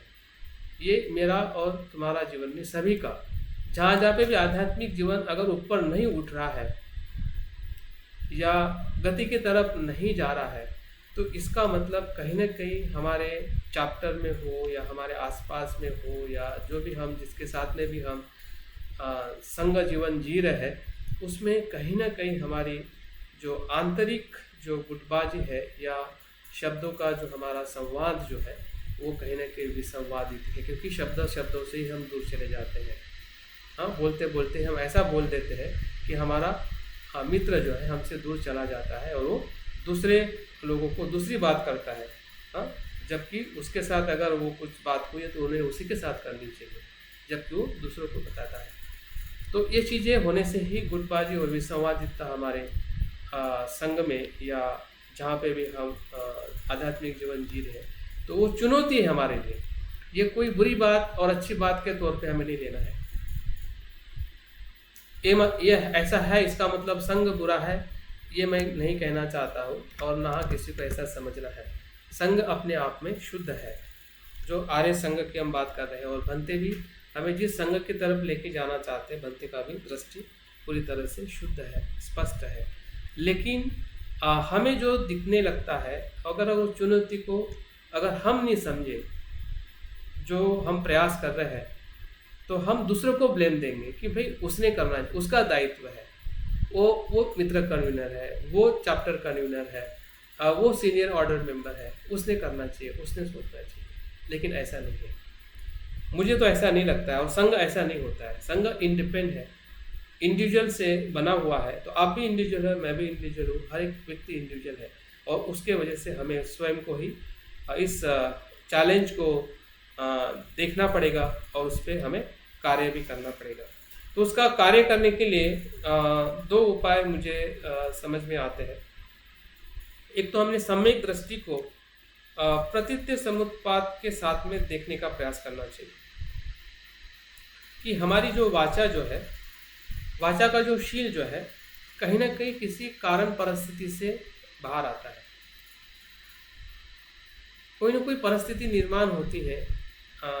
बाह्य वातावरण में हो, हमारे मन में हो, और उसी के आधार पर हमारा जो शील जो है, विशेषता वाचा का शील जो है, फिर उसमें असत्य बोलना है, कठोर बोलना है, या जो भी हम वाणी का गलत इस्तेमाल करते हैं, तो कहीं ना कहीं हमारी सम्यक दृष्टि या प्रतीत्य समुत्पाद का जो मूल आधार जो है, उसमें ही कहीं की अस्पष्टता है, या उधर हमारा ध्यान नहीं है। हम शील तो अच्छा करना चाहते हैं, लेकिन शील को चलाने वाला जो है या मेन स्रोत जो है, जहाँ से शील का भंग होता है, जिससे विसंवादिता होती है, वो है सम्यक दृष्टि का अस्पष्ट रहना, या प्रतीत्य समुत्पाद के नियम को हमने अनेकों बार अभ्यास किया है, उसको कहीं ना कहीं हमें गहराई से देखना पड़ेगा, समझना पड़ेगा। दूसरा जो मुझे उपाय इसमें ही दिखाई देता है हमारे ही आचरण में, जो हम मैत्री भावना करते हैं। मैंने खुद अपने जीवन में देखा, और बहुत सारे लोगों के अनुभव को भी अगर आप देखोगे, तो हमारी मैत्री भावना जो है वो सिर्फ वाक्य और शब्दों तक ही सीमित है। आपने देखा होगा कि हम अपने आप पे मैत्री करते कि मैं सुखी हूँ, मैं सुखी हूँ, मैं दुखों से मुक्त हूँ, मैं प्रज्ञावान बनूँ, मैं शीतल, सिर्फ शब्द तक ही सीमित रहती है। वो भीतर से हम अनुभव नहीं करते कि मैं दुखी हूँ, दुख को जान रहा हूँ और दुख से मुक्त हो रहा हूँ। और वो जब तक वो मैत्री भावना भीतर से स्वयं की नहीं आएंगी, तब तक औरों को भी हम उस मैत्री भाव से देख नहीं पाएंगे। और इसके वजह से हमारे मन के भीतर बाहर तो हम मैत्री की भावना होती है, लेकिन शब्दों में ईर्ष्या और द्वेष और गुटबाजी और वाणी का हम ऐसा इस्तेमाल करते हैं, क्योंकि मैत्री ही नहीं है। मैत्री भावना में कहीं ना कहीं हमारा ध्यान का सराव जो बनते ने हमें दोनों ध्यान बताए हैं और बुद्ध ने भी मैत्री भावना को श्रेष्ठ बताया है। तो हमारा जो अजागरूक मन है या हमारी जो भावनाएं जो है वो किसी और से शुद्ध नहीं हो सकती है। उसकी शुद्धिकरण करने की प्रक्रिया मैत्री भावना ही है। लेकिन मैत्री भावना जिस प्रकार से हमें सिखाई गई है या जिस प्रकार से हम करते हैं, दोनों में फर्क है। बुद्ध ने तो हमें ब्रह्म विहार के तौर पे सिखाई है, लेकिन हम करते हुए उसको सिर्फ वाक्य और शब्दों तक ही सीमित रखते हैं, जो मेरा स्वयं का भी अनुभव था। लेकिन जब मुझे पता चला कि ऐसी मैत्री शायद मुझे ज़्यादा लाभ नहीं देगी, तो मैंने उसको अलग प्रकार से करके देखा, ढूंढा और समझा कि मैत्री भावना इस प्रकार से की जाती है। तो आप या हम सभी मैत्री भावना का अगर हम सही प्रकार से सराव करते हैं तो मुझे यकीन है और आपको भी विश्वास होगा और बनते को भी विश्वास है कि सुसंवादितता मैत्री से ही आ सकती है। तो मैत्री से तभी आ सकती है कि हमारी मैत्री भावना उस प्रकार से हम अनुभव करें। संघ का तीसरा जो चैलेंज या चुनौती मुझे दिखाई देती है कि संघ का विस्तार हो रहा है। सबसे बड़ा चैलेंज है संघ का विस्तार हो रहा है। जैसे कि हम संघ को एक बोधिसत्व अवलोकितेश्वर के नाम से अभिव्यक्त करते हैं कि हमारा संघ जो है एक अवलोकितेश्वर बोधिसत्व है, जिसके 11 सर है, 11 दिशाओं में वो दुख को प्रज्ञा से देखता है और 1000 हैंड है, 10,000 हाथ है कि जो सभी तरीके से वो लोगों को मदद करता है। लेकिन मुझे यहाँ पे ये चैलेंज है, मुझे ऐसा लगता है कि ये जो मदद करने का जो कार्य जो बोधिसत्व या संघ कर रहा है, इसमें मर्यादा है। हम प्रतीक के रूप में अगर आप देखते हैं तो 10 हाथों में अलग अलग चीजें हैं, अलग अलग प्रकार से लोगों को मदद की जाती है अवलोकितेश्वर से। हम सिर्फ धम्म की ही बात करते हैं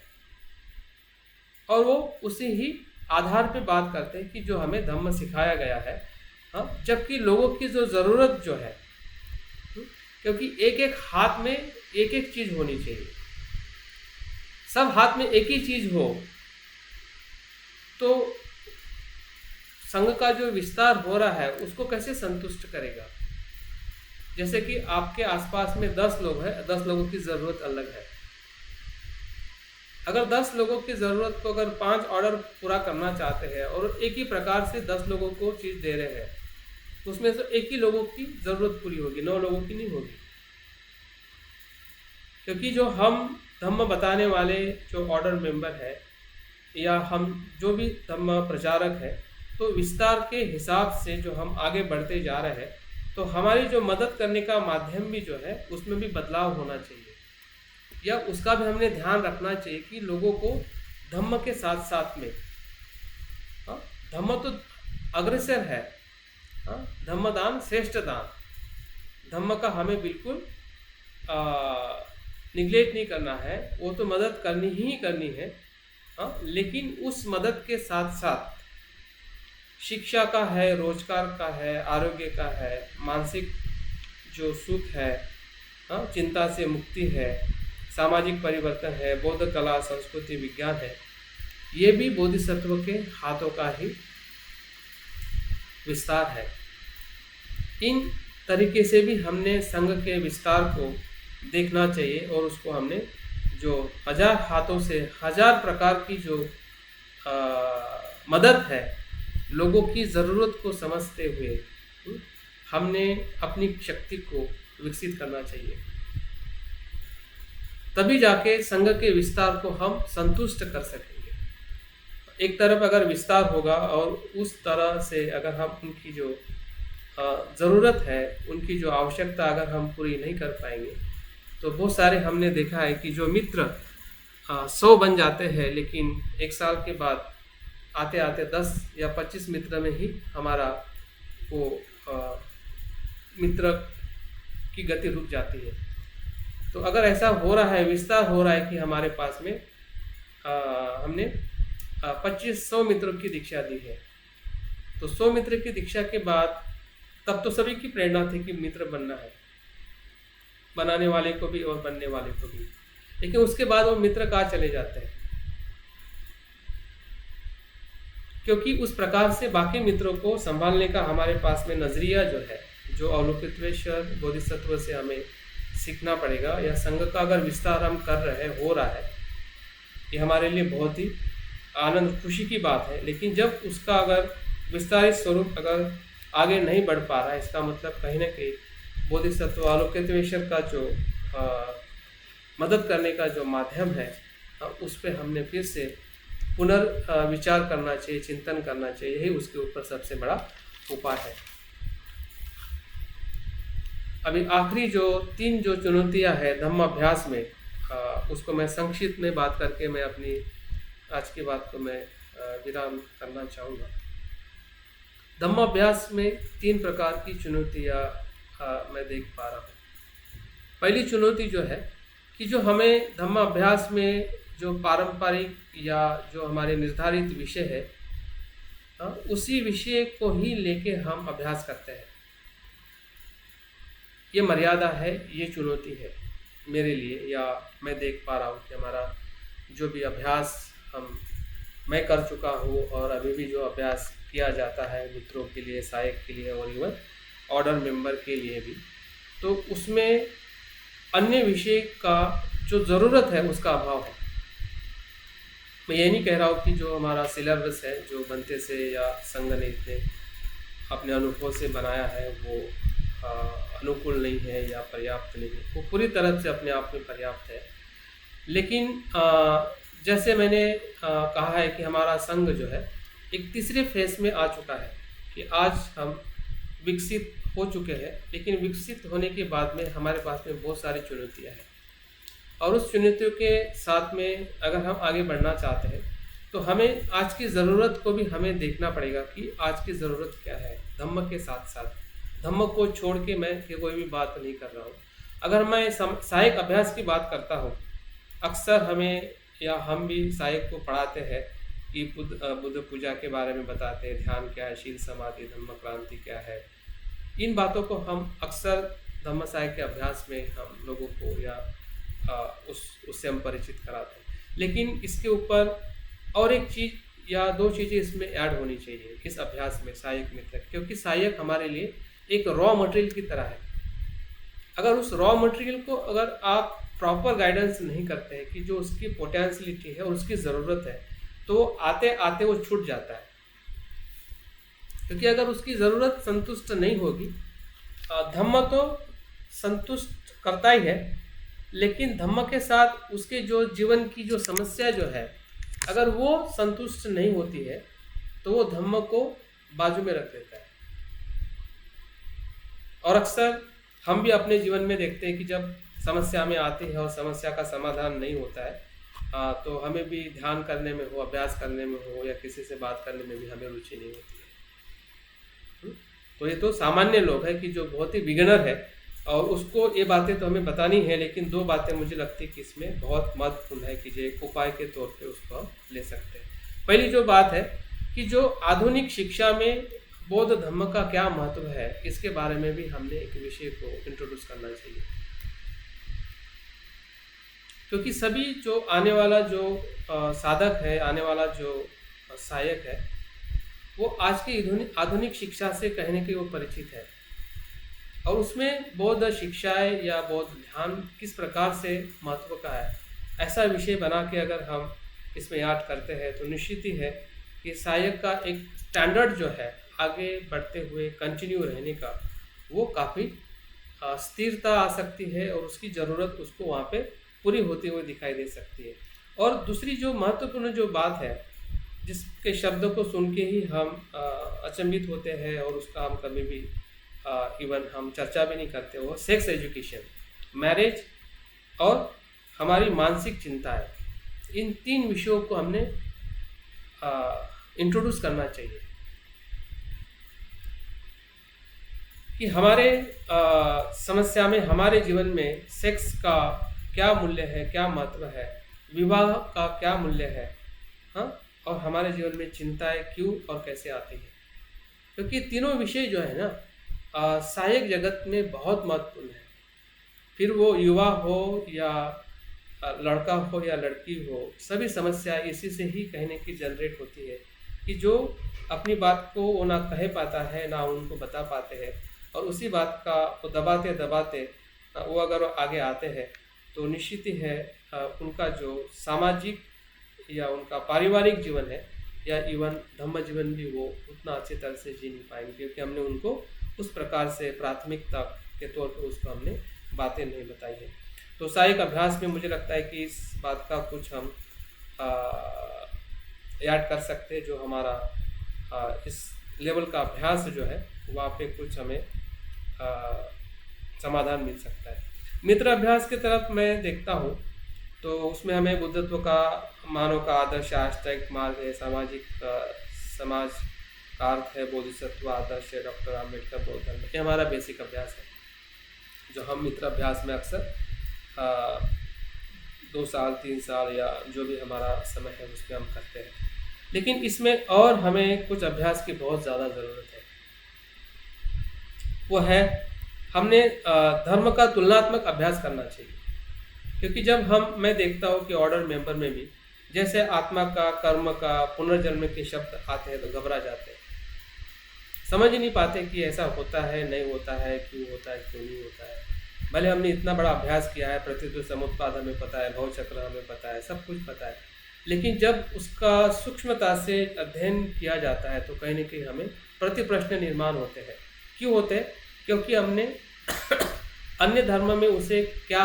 कहते हैं, उसका सिद्धांत क्या है, या उसको कैसे हमने नकारना चाहिए, समझ के नकारना चाहिए। बाबा साहब ने ऐसे ही आत्मा परमात्मा को नहीं नकारा। अगर बाबा साहब का हिंदू दर्शन पढ़ लोगे तो समझ जाओगे कि बाबा साहब ने कितना कुछ उसके बारे में अध्ययन किया था। तो तुलनात्मक अध्ययन करने की जो हमारी आवश्यकता जो है मित्र अभ्यास में बहुत ज़रूरी है, ताकि हमारा जो आने वाला जो अभ्यास जो है जीएफआर का हो और आगे जो भी बौद्ध सिद्धांत हो, उसको पूरी तरह से हम अवलोकन कर सकें। क्योंकि आने वाला जो चैलेंज जो है वो आपके पास में कोई भी धर्म के लोग आ सकते हैं या आप किसी भी धर्म के लोगों के साथ में आपको बैठना पड़ सकता है। अगर आपको यही पता नहीं है कि वो क्या है, वह उसको कैसे समझा जाए, कैसे बताया जाए, तो हम अपनी बात भी उनको बता नहीं पाएंगे, क्योंकि वो तो अपनी बात ही थोप देगा कि नहीं सही है। तो इसलिए तुलनात्मक धर्म का अभ्यास ये हमारे लिए बहुत ही महत्वपूर्ण उपाय है। अगर उस पर हमें मित्रों को और ज़्यादा अट्रैक्ट करना है, मित्रों को और ज़्यादा हमें ग्रहणशील करना है आगे और बढ़ने के लिए, तो इसका अभ्यास इसमें ऐड किया जा सकता है। दूसरी जो बात जो है कि उनके कैरियर के लिए सबसे बड़ी चीज़ जो है, जो भी युवा इसमें आना चाहते हैं और आते हैं, तो उनका सबसे बड़ा आजीविका में बौद्ध धर्म क्या उनको मदद कर सकता है, इसके बारे में हम बिल्कुल बात नहीं करते हैं। कोई अभ्यास नहीं हमारे पास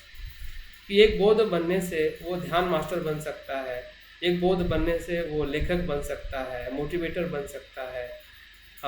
वो इंस्ट्रक्टर बन सकता है, वो टूरिस्ट गाइड बन सकता है, वो अच्छा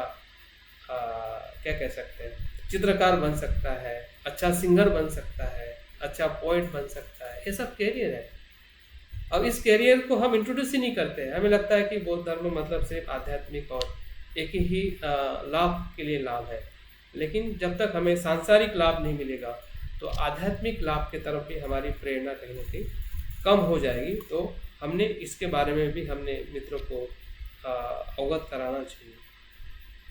तीसरी जो बात है कि हमने वैज्ञानिक तौर पे बुद्धिज्म को इस्टेब्लिश करना चाहिए। पारंपरिक और दार्शनिक तौर पे आचरण के तौर पे हम बुद्धिज़्म को लाते हैं, लेकिन वैज्ञानिक तौर पे कि आइंस्टाइन थ्योरी के हिसाब से हो या बायोलॉजिकल थ्योरी के हिसाब से हो, साइकोलॉजिकल थ्योरी के हिसाब से हो, या साइंटिफिक जो फंडामेंटल जो भी वैल्यूज़ है उसके हिसाब से हो, बुद्धिज़्म कितना पावरफुल है ताकि कोई भी बच्चा, कोई भी स्टूडेंट, कोई भी यंग जो है वो ऑटोमेटिक बुद्धिज़्म के तरफ वो अट्रैक्ट हो सकता है और उसको अभ्यास करने में ज़्यादा रुचि आ सकती है। और सबसे बड़ा जो महत्वपूर्ण जो है इस विषय में और एक चीज़ याद हो सकती है वो है ध्यान से किस प्रकार से हमें मानसिक और अपने व्यक्तित्व में लाभ होता है, क्योंकि हर एक इंसान अपने मन को अच्छा रखना चाहता है, हर एक इंसान अपने व्यक्तित्व को, जिसे हम पर्सनालिटी डेवलपमेंट कहते हैं, हम इसके लिए कितने सारे पैसे देके लोग उसका अभ्यास करते हैं, लेकिन ध्यान के साथ वो कैसे विकसित होता है तो उसका अगर हम अभ्यास करवाते हैं तो निश्चित ही हमारे मित्र जो है अधिक धम्म के प्रति ग्रहणशील हो सकते हैं, क्योंकि उनकी वो ज़रूरत है, व्यक्तित्व उनकी ज़रूरत है, उनका करियर उनकी ज़रूरत है, साइंटिफिक व्यू उनकी ज़रूरत है, और धम्म को एक तुलनात्मक दृष्टि से देखना उनकी ज़रूरत है। अगर उनकी ज़रूरत के हिसाब से अगर विषय नहीं है तो निश्चित ही है कि जो जानेगा उतना ही वो मानेगा और उसी के अनुसार वो अपना दृष्टिकोण बनाएगा, और हम बाकी जो उसकी जो ज़रूरत है उस पर हम ज़्यादा मदद नहीं कर पाएंगे। तो वैसे ही हमारा GFR का विषय हो, उसमें भी बहुत सारे विषय हम अभ्यास करते हैं, श्रद्धा है, शरणगमन है, कल्याण मित्रता है, सिस्टम ऑफ प्रैक्टिस है, चिंतन है, संग है, मन को जानो है, ये सभी अभ्यास महत्वपूर्ण है जो हम कर चुके हैं या हम करने वाले हैं। लेकिन इसके साथ में और कुछ विषय है कि जो बहुत ही महत्वपूर्ण है इस लेवल के मित्रों के लिए, वह है कि बौद्ध जो आरोग्य शास्त्र है, आयुर्विज्ञान बुद्ध का क्या है उसके बारे में हमें कुछ भी पता नहीं। हमारा आरोग्य हमारे ही दर्शन में कैसे छुपा हुआ है, इस विषय के तरफ हमने GFR मित्रों को प्रेरित करना चाहिए। बुद्धिस्ट जो मनोविज्ञान है, आधुनिक मनोविज्ञान के साथ में कैसे वो कोऑप होता है, और जो हमारी रिसर्च जो थिंकिंग है या थॉट्स है उसको बढ़ाने के लिए भी हमने एक विषय को रखना चाहिए, ताकि जो हमारा GFR मित्र जो है ऐसा एक पावरफुल व्यक्ति बन के बाहर आया, ज़रूरत और उसके आध्यात्मिक शक्ति से, कि जो कहीं पे भी जाएगा, कहीं पे भी वो संघ में अगर उसको कई अपॉर्चुनिटी मिलती है कार्य करने की या संघ के बाहर किसी भी क्षेत्र में, तो वो पूरी तरह से अपने आप को स्थापित कर सके, ताकि धम्म और जो समाज की जो आवश्यकता है, ज़रूरत है, उसको वो संतुलित करते हुए अपने आध्यात्मिक जीवन को और अग्रसर कर सके। और आखिरी दो बातें हैं कि जो धम्माभ्यास को लेके हमने जो हमारी टीचिंग ऑफ मेथड है उसको फिर से हमें अवलोकन करने की ज़रूरत है, पुनर्विचार करने की ज़रूरत है कि जो हम धम्म को सिखाते हैं या सीखते हैं, जो मैंने देखा है और आप भी देखते हैं कि ज़्यादा से ज़्यादा हमारा जो धम्म अभ्यास जो किया जाता है या हम करते हैं, ज़्यादातर हम वर्णनात्मक हम पद्धति का इस्तेमाल करते हैं, एक्सप्लेनेशन करते हैं, जस्ट एक्सप्लेनेशन। जैसे कि मुझे अगर बुद्धत्व मानव के आदर्श के बारे में बताना है तो मैं एक्सप्लेन करूँगा कि वो क्या है, कहाँ से आया है, कैसे वो बनते कहते हैं, और हमें कैसे उसको समझना चाहिए। वर्णनात्मक पद्धति को ही हम ज़्यादा से ज़्यादा बुद्धिज़्म या हम पूरे अभ्यास को समझाते हैं या समझने का हम प्रयास करते हैं। कुछ बातें हमारे आचरणात्मक होती है, जो हम शील को लेके, ध्यान को लेके भी हमारा अभ्यास जब हम करते तो वो उस प्रकार के स्तर पे आता है। लेकिन इसको और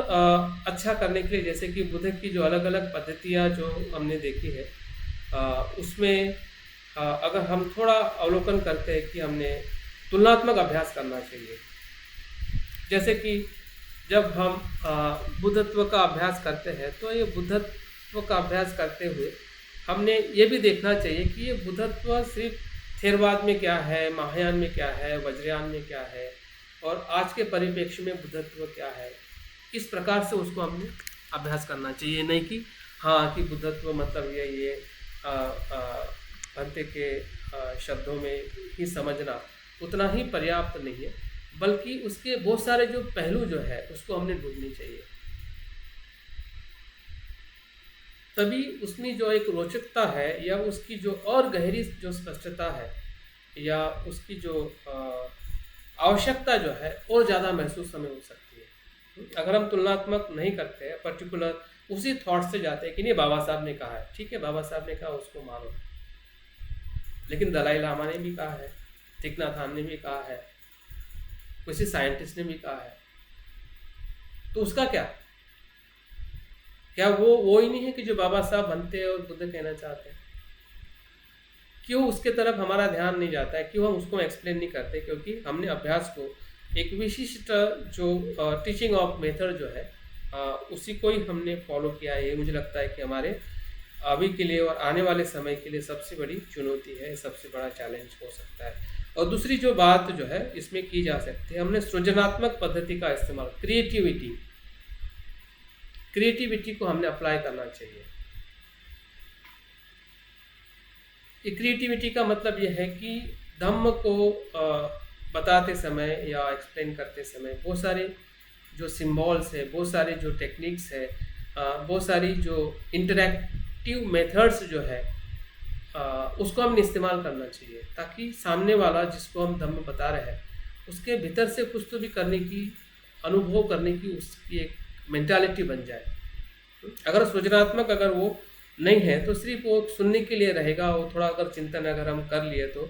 शायद हमें कुछ धम्म समझ में आ सकता है। लेकिन उसके और गहराई में जो व्यक्ति बनने का जो हमारा मकसद है, जो बुद्ध बाबा साहब भंते से हमें संग में मिला है, उस उद्देश्य के तरफ जाने के लिए धम्म अभ्यास एक अपने आप में महत्वपूर्ण टूल है, टूल की तरह देखना चाहिए। एक वो उपाय है, माध्यम है, जिसके माध्यम को हमने विविधता से उसको समझना चाहिए, एकांगिक मार्ग से नहीं, एकांगिक मेथड से नहीं, जो हमारे पास में है या हम उसको उतना ही मर्यादित इसमें देखते हैं तो वो हमने उसको सुधारना चाहिए या उसके ऊपर हमने पुनर्विचार करना चाहिए, ताकि हम अपने मेथड्स को उसमें बदलाव करके अपने लिए और हमारे जो भी जुड़े हुए लोग हैं जो संघ में धम्माभ्यास कर रहे हैं या आचरण कर रहे हैं उनको और ज़्यादा मदद हो सके। और आखिरी और महत्वपूर्ण जो बात है वो है कि धम्माभ्यास में हमारी जो संकुचित मानसिकता है, किसके लिए कि भंते ने कहा है उतनी ही हमारी सोच हम कहने के बनाते हैं, या बाबा साहब बुद्ध ने कहा है, तो इसको अपने आप में उसकी संकुचित या सीमित भावनाओं में रहना या सीमित भावनाओं में ही शिक्षा को समझना और प्रसारित करना। जब मैं उतनी ही बात देख रहा हूँ, उतनी ही बात मुझे समझ में आ रही, उतनी बात को ही मैं समझ के आगे बता रहा हूँ, तो उतनी ही बात आगे जाएगी, उससे दूसरी बात आगे नहीं जाएगी। और मुझे लगता है कि ये सबसे बड़ा हमारे लिए चैलेंज है, जो चैलेंज बुद्ध के बाद थेरवाद परंपरा में हमने देखा है कि थेरवाद वाले कहते थे कि इतना ही है, यही है, जबकि महायान और वज्रयान परंपरा ने उसको धीरे धीरे और उसका विस्तारित स्वरूप क्या हो सकता है, और भंते ने तो हमें पूरे यान को ही संग में ला के खड़ा कर दिया है। फिर भी भंते की सोच को भी अगर हम सीमित दायरे में देखते हैं और उतना ही हम सोचते हैं, उतना ही करते हैं, तो इसका मतलब भंते जो हमें आगे जाने के लिए कह रहे हैं उधर नहीं जा रहे, बल्कि जो उन्होंने क्रिएट किया है उसी में हम फंसे हुए हैं। उतना ही हम देख रहे कि जो उन्होंने कहा है, लेकिन किसके लिए कहा है उधर हमारा ध्यान कम जा रहा है, और हम उसी ही शब्दों के जाल में, जैसे हम कह सकते हैं कि शब्दों को ही सार समझ लेना या शब्दों को ही पकड़ के रखना। जो बाबा साहब बुद्ध और भंते के जो शब्द जो है, जो लिखे गए हैं, कहे गए हैं, या उसका जो अभ्यास करते हैं अब धम्म अभ्यास में, तो उसी को ही सार मान लेना या उसी को ही पकड़ के रखना,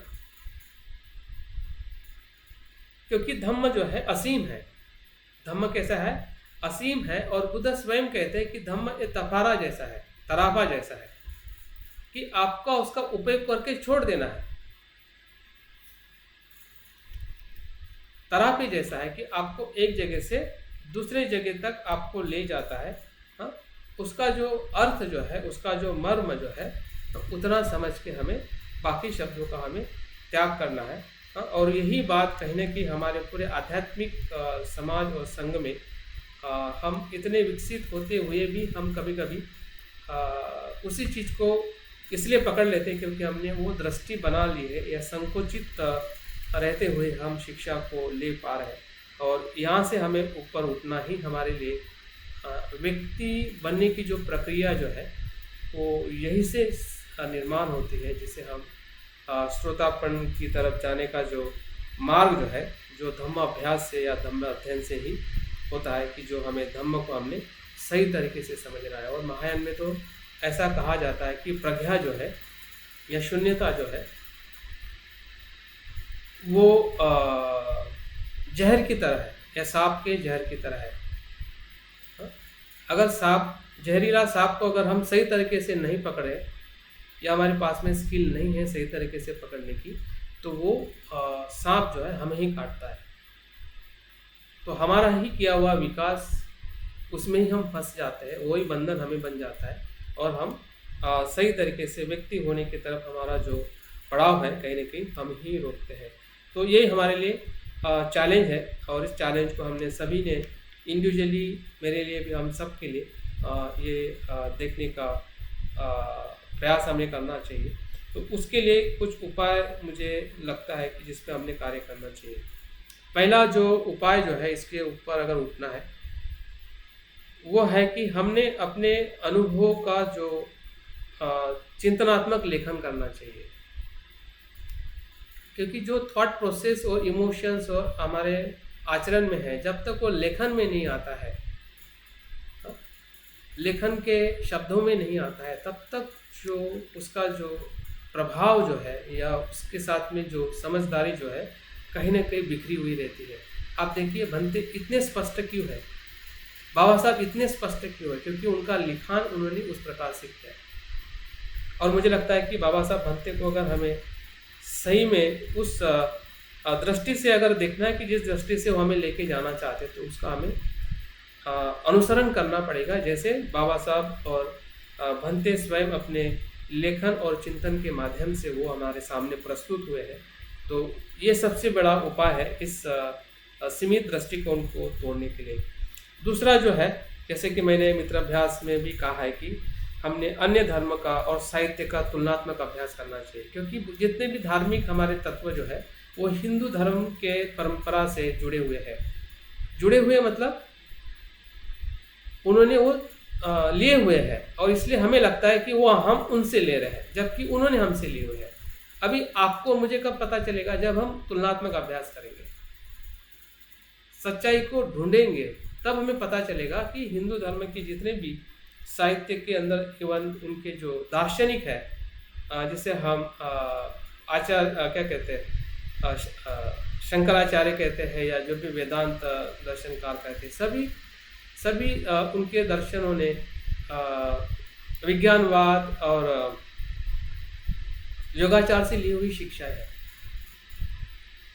उनका पूरा दर्शन ही बौद्ध दर्शन के आधार पर ही उन्होंने निर्माण किया है,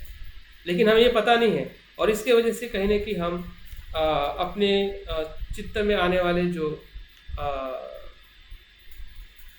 अज्ञान है, या